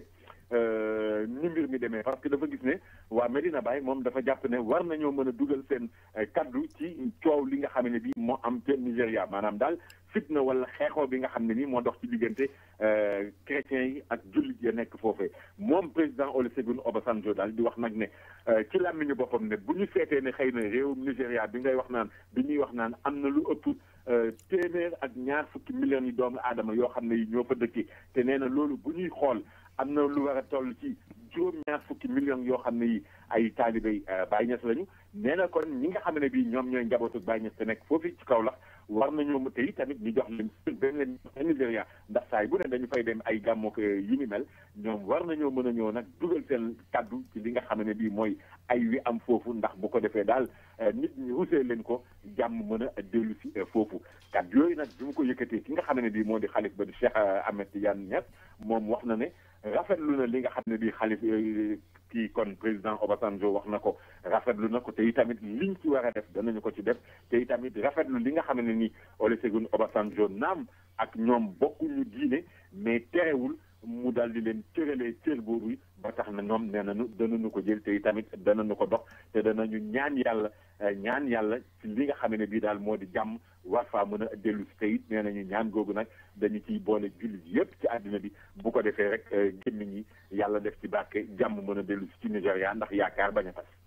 waaw Pape xam naa ne nag li wala fi wax fi nekk ne wax nga ba mar dinaa la bàyyiwaat nga àndiku waaye bu ñu dellu see kon xam naa li ci des bareetu rek mu ñëw xaw a baral sunu tànk ngir balaa ngay gën a tee sonn. baax yaay soor bu Modou Wade moo ëndeeti spécial tabaski bu rëy bu mu leen di defal ak ay cosmétiques yoo xam ne yéen jigéen ñi déglu leen bu baax France la ñuy jógee François Bedon ya gaam ba dafay mat sëkk lait de corps lay àndal ànd ak saaboom ak gaam ba dara du ca manqué lait yi nga xam ne vitamine E la ak sérum ba yépp bu ngeen demee fekk ko fa ak diwukaay yi nga xam ne carotte lañ ko defaree bu dee kii ay plus itam lait de corps lay àndal ak sérum bu ñu defaree carotte ak lépp ca saabu ba ca parfum ba dara du ca manqué rose white ya gamba day mat sëkk moom itam baax yaay soor kër Modou Wade ci spécial tabaski bu ngeen demee fekk fay déodorant ay andi cuuraay ak këriñ la ngeen koy lakke sax ma nga fa marakis yi nag ci tabaski gi spécial la leen ci defal boo jëndee ñaari paire dañu lay wàññi lu baree bari cassette ya boo jëndee ñeent ñu may la benn yéen ñi nga xam ne jigéen ñi seen ensemble dàll ak saak ak yamuy àndal yépp ak bijoux ak montre bu ngeen demee fekk ko baax yaay soor kër Modou Wade bu ngeen bëggee fay seeni bill Sénégal itam wala ngeen jënd carte téléphone yoo xam ne $10 yi 60 minutes lay doon dem leen baax yaay soor kër Modou Wade bu ngeen nekkul ci biir New York wala jot si wu leen bu ngeen wootee danañ leen ko mën a deliveril woo leen Modou Wade ci 347 294 6868 347 294 6868 wala ngeen woote baax yaay soor fekk fa maamu ci 212 866 5616 yéen ñëpp ñi dëkk Bronx ak li ko wër yëpp déglu leen ma wax leen lu neex Jamtan African American Caribbean Market moo leen di xamal ne lépp lu ngeen soxlaati lu jëm ci seen cin bu leen ko teggi dem leen seeti ko Jamtan mi ngi leen di xamal ne am na géej yéet poisson yu frais couscous vermicelle diwtiir caakri tuufa yoxos yàpp xar ak yàpp nag yëpp ak yàpp ganaar yi sax boo bëggee dañ la koy reyal ci sa kanam daal la koy suqil jox la nga dem am na façon jumbo yu ngeen bëgg ba ci ajaa yi ak jonge ya nga xam ne ñoo am ca Sénégal ak yeneen yu baree bari am na aceke am na mburum français moo xam ne da ngay toog ñu lakkal la ko génn ko mu tàng jër ñu jox la am na nooflaay am na gerte xaaraan am na cere ak araw ak yeneen yu dul jeex fruits yaak légumes yi nag moom yu frais lay doon yu bees tàq lañ leen indi te nag loo fa yóbbu ci carte Wig wala yu Food Stamp daañu ko jël boo bëggee chargé lu sa téléphone danañ la ko defal ca Sénégal muy Tigo wala muy Orange boo bëggee ñu fayal la say bill ya nekk ca Sénégal te itam dañuy yónnee xaalis ci Choice Money Transfer ak BHS New York Jamtan African American Caribbean Market mi ngi nekk ci 1479 Westchester Avenue ci angle Evergreen ci Bronx téléphone 718 450 8200 718 450 8200 bu ngeen wootee laajte leen Tidiane wala Alpha.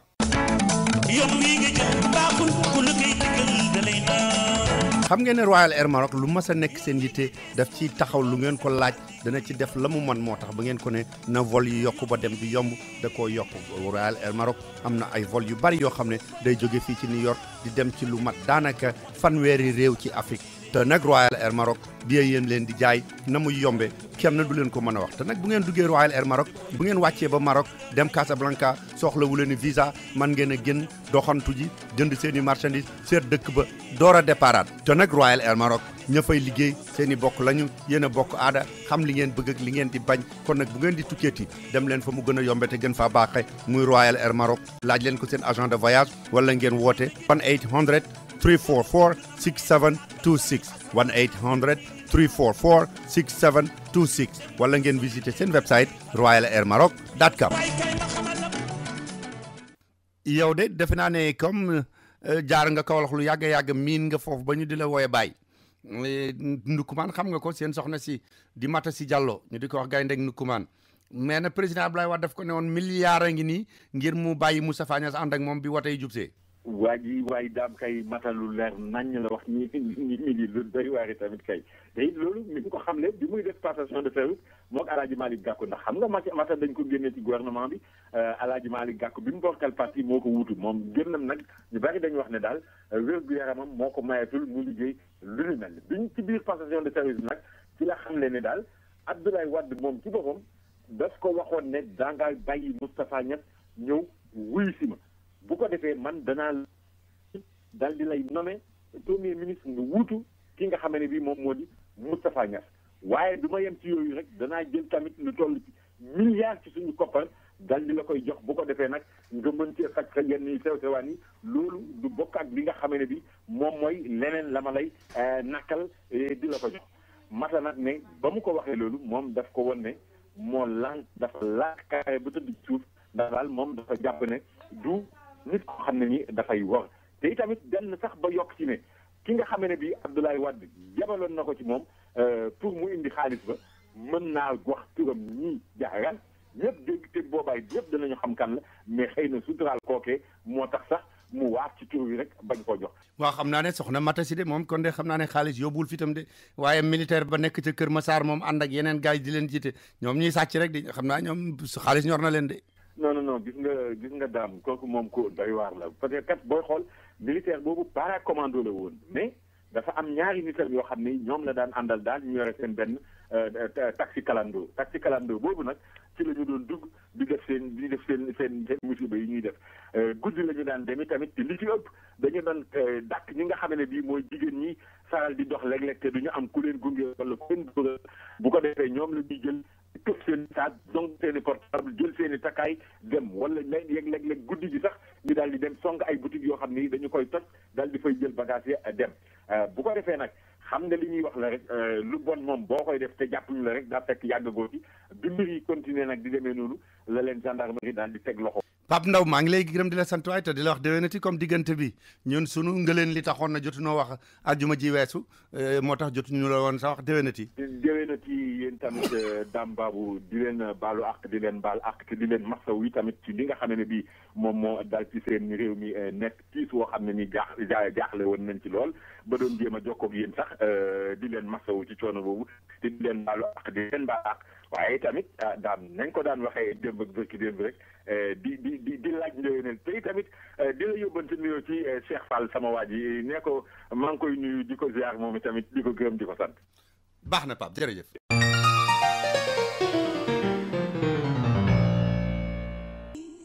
Just do the math and you'll agree.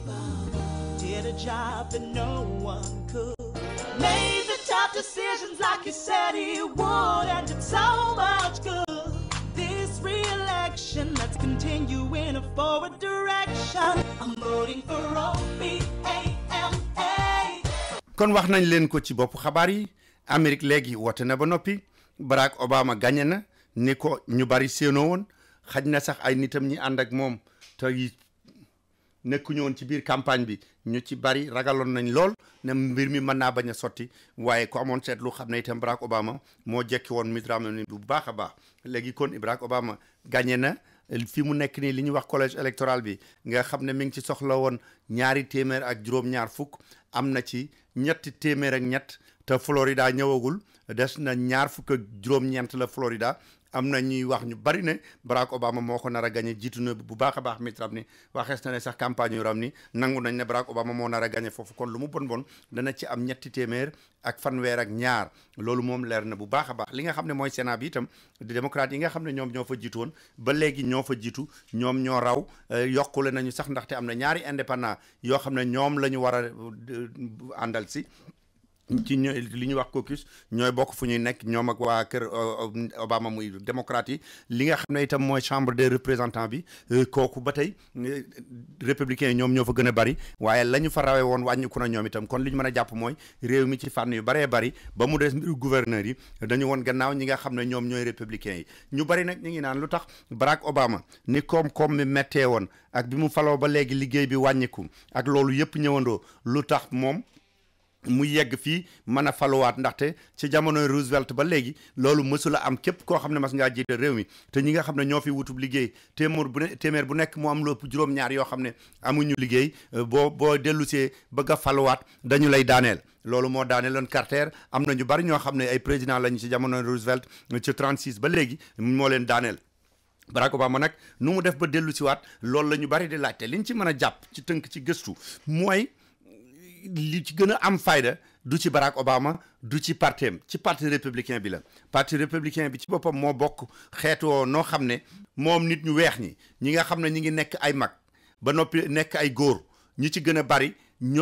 ñoom la àndal waaye ñooñu rek daanaka ñoom la parti boobu di déglu di parti républicain bi ba tax na léegi nii jigéen ñi daanaka téeméer bu nekk juróom fukk baak juróom ki nga xam ne Barack Obama la ñu woteel ndaw yi ñi nga xam ne ñoo toll ci fukki at ak juróom-ñett ba ci ñaar fukk ak juróom-ñeent lu mat juróom benn fukk ci téeméer bu nekk daanaka ñoo woteel kii di Barack Obama jigéen ñi moom waxaale wuñu ko ndaxte ñu bari dañu jàpp ne jigéen ñi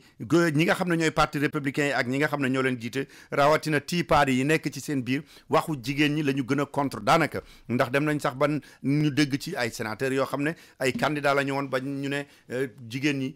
képp koo xam ne da ngaa wann lor boo ko bëggee yàq bu fekkee ne sax dañu laa siif ba nga war na ci aw lor dañoo war a wax ne boo ko jàppee boo ko yàqee ñu tëj la bu fekkee sa waajur moo la war na loo aw lor itam doo ko mën a dindi jigéen ñi dem nañ ba ne li nga xam ne moom la ñuy jël ngir ba mën a sëy te duñu wan lor itam républicain yi ne léegi dañu koy bëgg ñu tere ko wala buñ ko terewul benn assurance dootu ko fay jigéen ñi daal ñoom daanaka lépp loo xam ne luy li leen di jëmale kanam la républicains yi lu ci gën a bari buñ ko waxee dañu ko bañ ndax dem nañ sax ba ne léegi loi boo xam ne Barack Obama moo ko woteelu fa ba signé ko ñu let bedda lañ koy tuddee ñu ne jigéen bul bokkee góor liggéey ñu bokk lu ñuy def fa ñuy xëyee fa ñuy gonte di bokkandoo lu ñuy def dañoo war a tolloo lu ñu leen di fay même loolu sax républicains yi ñu ci bari dañu ne duñ ci dugg seen yoon nekkul ci loolu kon nag loolu li tax républicains yi dem ba léegi won gannaaw ñu baree bari ci réew mi waxuma la nag ñi nga xam ne ñoom ay minorité lañu fi wala ñu di leen fi teg gan ndax seetlu ngeen ne ñi nga xam ne ñoom ñooy latino yi te fi mu ne ñoo gën bari nu ñuy yokkoo ci ñu ciy wote ñi ngi toll woon ci ay 9 ak 8 léegi ñi ngi ci 13% ñoom ñi ci ëpp téeméer bu nekk juróom-ñaar fukk ba ak lu topp Barack Obama la ñu woteel 24 rek ñoo ci woteel ki nga xam ne mooy Mitt Romney te nag ñoom waxuñu ne sax ñi ko woteel dafa bari waaye ñoom fi ñu dëkkee dafa fekk ne état yu am solo ndax li ñuy wax swing state yi foofu la ñi nga xam ne ñoom ñooy latino yi fa la ñu gën a baree fu mel ne Arizona fu mel ne Colorado fu mel ne Nevada ak yu demee noonu nga xam ne dañ ko doon xëccoo ak te itam fi nga xam ne itam moom mooy Ohio nga xam ne moo ci gënoon jafe ci ñoom foofu Obama moo fa daan Mitt Romney ci lu gaaw lool te ñëpp dañ doon wax ne foofu kenn xamul ku ko war a gagné boo moytuwul mën nañoo dem ba ca gannaaw suba sa bu ñu wotee ba noppi ñu koy door a xam ba minuit daataan jot xam nañ ne Obama moo gagné Ohio ko foofu li fa rey Mitt Romney mooy bi nga xamee ne réew mi dafa toll ci ay jafe-jafe yi fi George Bush bàyyi woon ñi defar oto yi ñi leen di tëgg ñoom demoon ba jaaxle lool seen i compagnie Barack Obama ne dañu jël ci xaalis réew mi dimbale ñu jógaat Mitt Romney dafa bind ne nañ leen bàyyi ñu daanu bu ñu daanoo ñoo xam ñeneen dinañ ñëwaat defari oto moo tax état boobu nga xam ne Ohio la ak yi ko jege boo ko seetloo juróom-ñetti nit ñu fay liggéey ñu ne kenn ka ci oto yooyu lay liggéey moo tax bii yoon ñooñu nga xam ne dañuy liggéey ci oto yi te bariwuñu doole mooy tubaab yu weex yi te nekk ay góor ci yeneen état yëpp ñi Mitt Romney la ñu ëpp lu ñu woteel foofu moom demewul noonu ndax mbiru automobile yooyu loolu mën nañoo wax ne ci li daaneel parti républicain bi ci la bokk li nga xam ne daal moom la ñu mën a jàpp mooy parti républicain dafa dem ba nañu daan doxale àdduna ba ñu gëfee gënee bari lool ñoom noonu la ñu mujj di doxale nit ñu ñuul ñi moom waxaale wu ma ko sax ndax téeméer bu nekk juróom-ñeent fukk ak lu topp Barack Obama la ñu woteel ñi nga xam ne ñooy nit ñu pour ñi itam ñu ay asiatique ñi ci ëpp ñëpp Barack Obama la ñu woteel kon li nga xam ne moo tax Barack Obama daan ko loolu ci la bokk wax nañu ne sax débat yeeg yooyu yëpp wax nañu ko mais itam dafa fekk ne campagne bi Barack Obama dafa mel ne yemul ak bu Mitt Romney ñoom ñoo gën a xereñ fop man am naa ay nit ñu ma xam ñu ne dañ doon liggéey ci campagne yu Barack Obama mais buñ la yebalee ne demal ci kër sàngam ak kër sàngam fanweeri kër nga fëgg fa wax leen ne leen nañ génn wote ji te wote ji la Obama balaa ñu lay yebal ñoom dañ lay jox kayit woo xam ne kër gu ci nekk ka fa dëkk xam nañ ko kan mooy borom kër ga ñaata at la am kañ la juddu ak que bu fekkee am na jabar bu fekkee amul jabar bu fekkee am nay doom am na doom yu mag ak yu ndaw nga xam ne boo fëggee ci turam ngay daal di jaar loolu day daal di indi rek yombal ba nga xam ne daal waa kër Obama ñoom dañu xamoon daanaka ñuy wote ñu nekk lu groupe ba tuuti xam nañ lan moo leen di tax a mën a wote lan moo leen ñor ak lan moo leen ñorul ñi nga xam ne dañu war a wax ak ñoom ci télévision ñi nga xam ne dañu war a wax ak ñoom dañu war a wax ak ñoom ci rajo ak ñi ñu war a waxal ci journal ak ñi ñu waxal ci internet yooyu yëpp xam nañ ko léegi nag li ñu ci mën a jàpp moom ci ñi nga xam ne ñooy immigré yi faluwaatuk Obama gi ndax amal nañu njariñ wala déet waaw amal nañu njariñ bu baax a baax ndaxte ni ma leen ko waxee ne leen républicain ñoom seen bopp jàpp nañu ne seen digganteeg ñi nga xam ne ñooy minorité yi moo leen gën a daaneel ñoom ci seen biir sax dellu si nañ naan mbiri kayit yi moom dañ koo war a toppatoo ki nga xam ne mooy Lindsey Graham mi ko taxawaloon ba fi ci jamonoy George Bush ñëwee te diggante bu ne bu ma kenn tuddati waxu maye ay kayit ak sopp lijjanti ñi nga xam ne ñoo fi nekk te dëkkuñu fi loolu bu ma ko kenn tuddati moom moo jëkk a ñëw ne il faut que ñu xoolal affaire bi Sean Hannity nga xam ne moom ci ñi gën a contre immigré yi ci la bokk te mu nekk ci Fox News ci ña fa gën a siiw la bu fa gënul a siiw mook Paul O'Reilly moo jëkk a wax ne mbiri kayit yi nañ ko régler nañu wax lu ñu jubaleeg espagnol yi nañu wax lu ñu jubaleeg latino yi Barack Obama itam bi muy def discours am bi mu gagné li mu jëkk a wax ñetti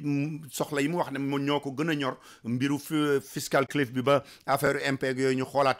xoolaat nu ñuy defee ba nit ñi amaat liggéey mbiru immigration la ci tegaat kon mën nañu yaakaar ne fi mu nekk nii parti républicain bi ci boppam ni mu doon bañee nit ñi nga xam ne ñoom ñoo fi dëkkul wala ñoom ñooy contre immigré yi wala ñoo contre latino yi ñoom ci seen bopp dana ci bari lool ñoo xam ne danañ dellu gannaaw li wóor mooy moom bu ñu continuer di doxal ni ñuy doxale danañ yeexate dellu si lool fi nga xam ne mooy Maison Blanche te ñoom seen bopp xamal nañ ko seen bopp kon faluwaatuk Obama gi mu gën a bari ca congrès ba mu gën faa néew manees naa seenu na mbiru kayit yi moom danañ ko waxaat ci mu gën leen a ñor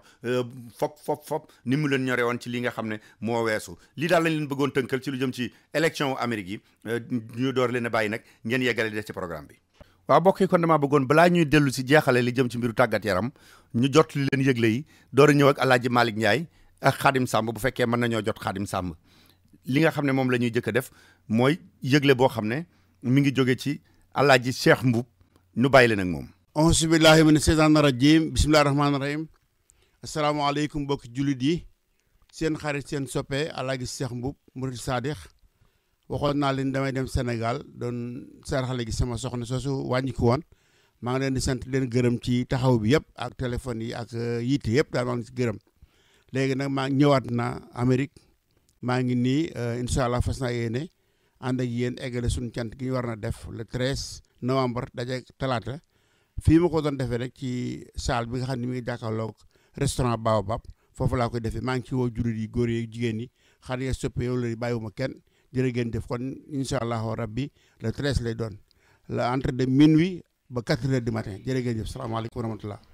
waaw kon bokk ku ci bëgg a xam lu gën a leer itam mën ngaa woo Alaaji Cheikh Mboup ci 646 321 15 96 646 321 1596 kon bokk yi bi yëgle mi ngi jóge ci sunu mbokk Serigne Bassirou Lo Ale Aram Serigne Bassirou Lo Ale Aram yàlla def na ñu ko yittewoo bu ñu yàlla yóbboo ci dimanche jeeg jàmm dana ñëw fii ci Amérique fi nga xam ne foofu la daan dal itam ci këram foofu la Serigne Bassirou Lo Ale Aram fas yéene nekk muy ci 29 55 8th Avenue ci corner 155th Street bell number 0049 appartement 19B numéro téléphone Serigne Bassirou Lo Ale Aram mi ngi nekk 212 283 4141 212 283 4141 kon niñ leen ko wax rek Serigne Bassirou Lo Ale Aram bu ko yàlla dogalee dimanche ji dana ñëw man ngeen ko woo ci numéro téléphone am 212 283 41 41 212 283 41 41 gannaaw loolu itam lii benn tàgge la Serigne Sidi Muxtaar Mbàkke xalif généralu Mouride Serigne Cheikh Mbàkke moom Serigne Modou Fati Xari Modou Diop doon doom ci ki faatu ci New York Bachirou Diop doon doom ci ki faatu moo ak soxnaam Siga Thiam Njaga Ñaa ci New York Serigne Gaye ci New York Serigne Taybalo nekk ci New York Cheikh Ndiaye nekk ci New York président daayira Serigne Massamba Ibrahima Ndiaye nekk ci New York Mat Diop ak soxnaam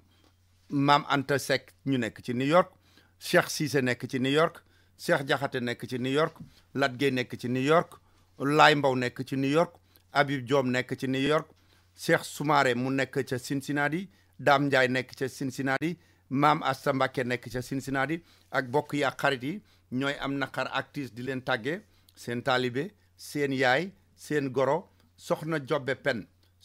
Pen nelaw na démb ca Touba ci juróom-ñaar fukki atam denc nañ ko démb itam ca Touba ñaanal nañ ko itam ci bis ba ca Touba ku dégg tàgge bi nga ñaanal ko yàlla yërëm ko te yeexenu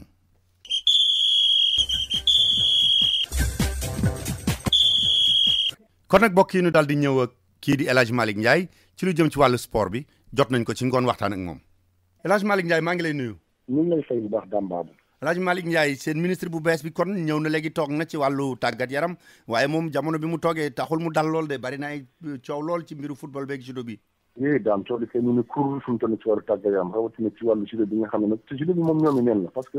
dañu waroon def assemblée générale samedi bii ñu génne ci hôtel des Almadies waaye daf am yenn club yoo xam ne kat dañu leen du ngeen dugg club yooyu nag ñu leen jiite moo di Mbaye Boy Fall li nga xam ne mooy amoon tournoi bi gën a mag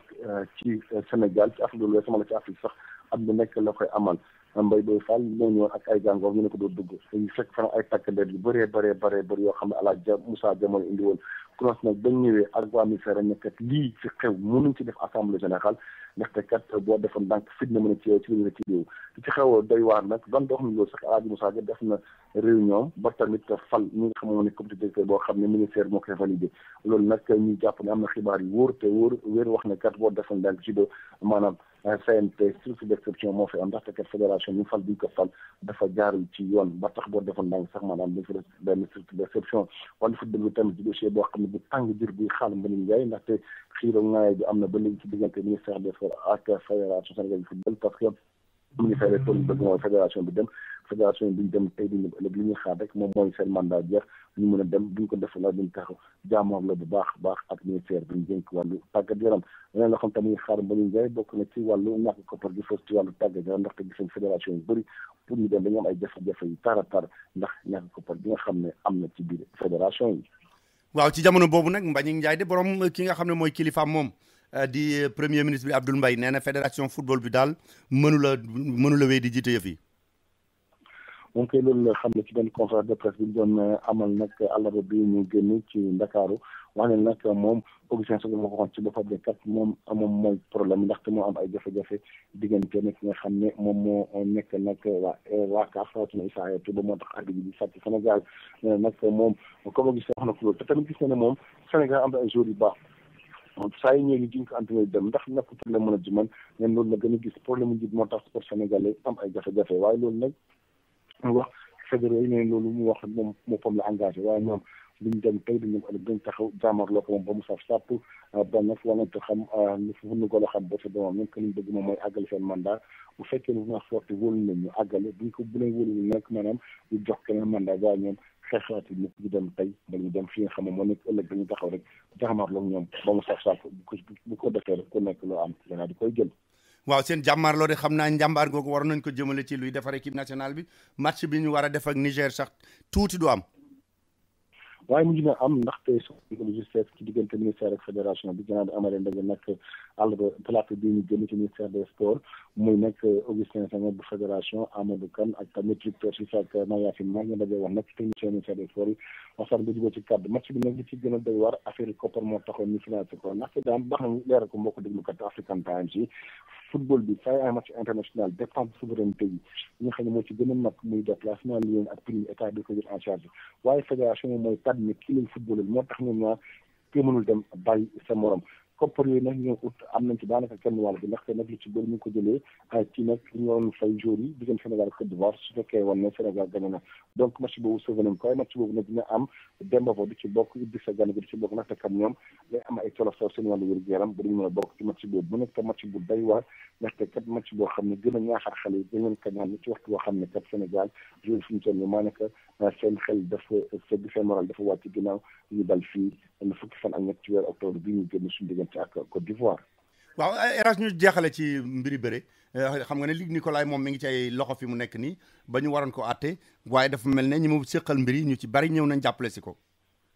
am na sax ñu ko seeti ci prison bi bokk na ci Modou Lo ak Bombe bi ak yeneen mbër yoo xam ne dañ seeti ko ci prison bu Thiès waaye nag loolu ci doy waar daam moom mooy bi ñu koy àttee fukki juróomi fan ci weeru novembre bi ñu nekk nag daanaka ñu bëree bari ñoo defoon déplacement bi fële xamoon na ci tribunal régional bu Thiès mu ñoom Gaston Mbengue ñoom Bécaye Mbaye ak tamit monde ligue ak Zos bi nga xam ne mooy denc boobu Luc Nicolaï ñoom ñëpp ñëwoon nañ fa teew fa ngir taxaw kii Luc Nicolaï ñi nga xam ne que dafa dugal ay loxoom leneen moom moo jël yónnee drogue bi dugal ko ci bureau Bernard Tulli mi nga xam ne nag baayam dokk na ci ñi nga xam ne yor Luc Nicolaï te tamit wax mu doon dugal xaalis bu bëri ci li nga xam moom moo jëm ci wàllu lamb ji ba tey ci wàllu lamb ji tamit Aziz Ndiaye signé na benn contrat ak ki nga xam moom moo nekk Balla Gaye numéro 2 loolu nag ci weeru juin Balla Gaye moo war a tànn nag adversaire am diggante Tapha Tine wala tam ki nga xam moo nekk Eumeu Sène wala tamit ki nga xam moo nekk Gris Bordeaux mais li wóor ba wóor moom mooy gën a xibaar yi wax ne boo defoon daan diggante ak Tapha Tine lay doon moom bu loolu nag mu nekk combat boo xam ne ñëpp a ngi ko xaar fii ci Sénégal mu nekkoon El Hadji Malick Ndiaye fii ci Dakar African Times xanaa daan di lox déwénati rek yàlla yokk mën yokk xew li yokk yëpp di déwénati suñu mbokk Sénégal yi nekk foofu nga xam moom mu nekk ci Amérique. Merci beaucoup El Hadji Malick Ndiaye. Just do the math and you'll agree. Did a job that no one could. Made the tough decisions like he said he would, and did so much good. This re-election, let's continue in a forward direction. I'm voting for OBAMA for president of the USA. On election day, let your ballot say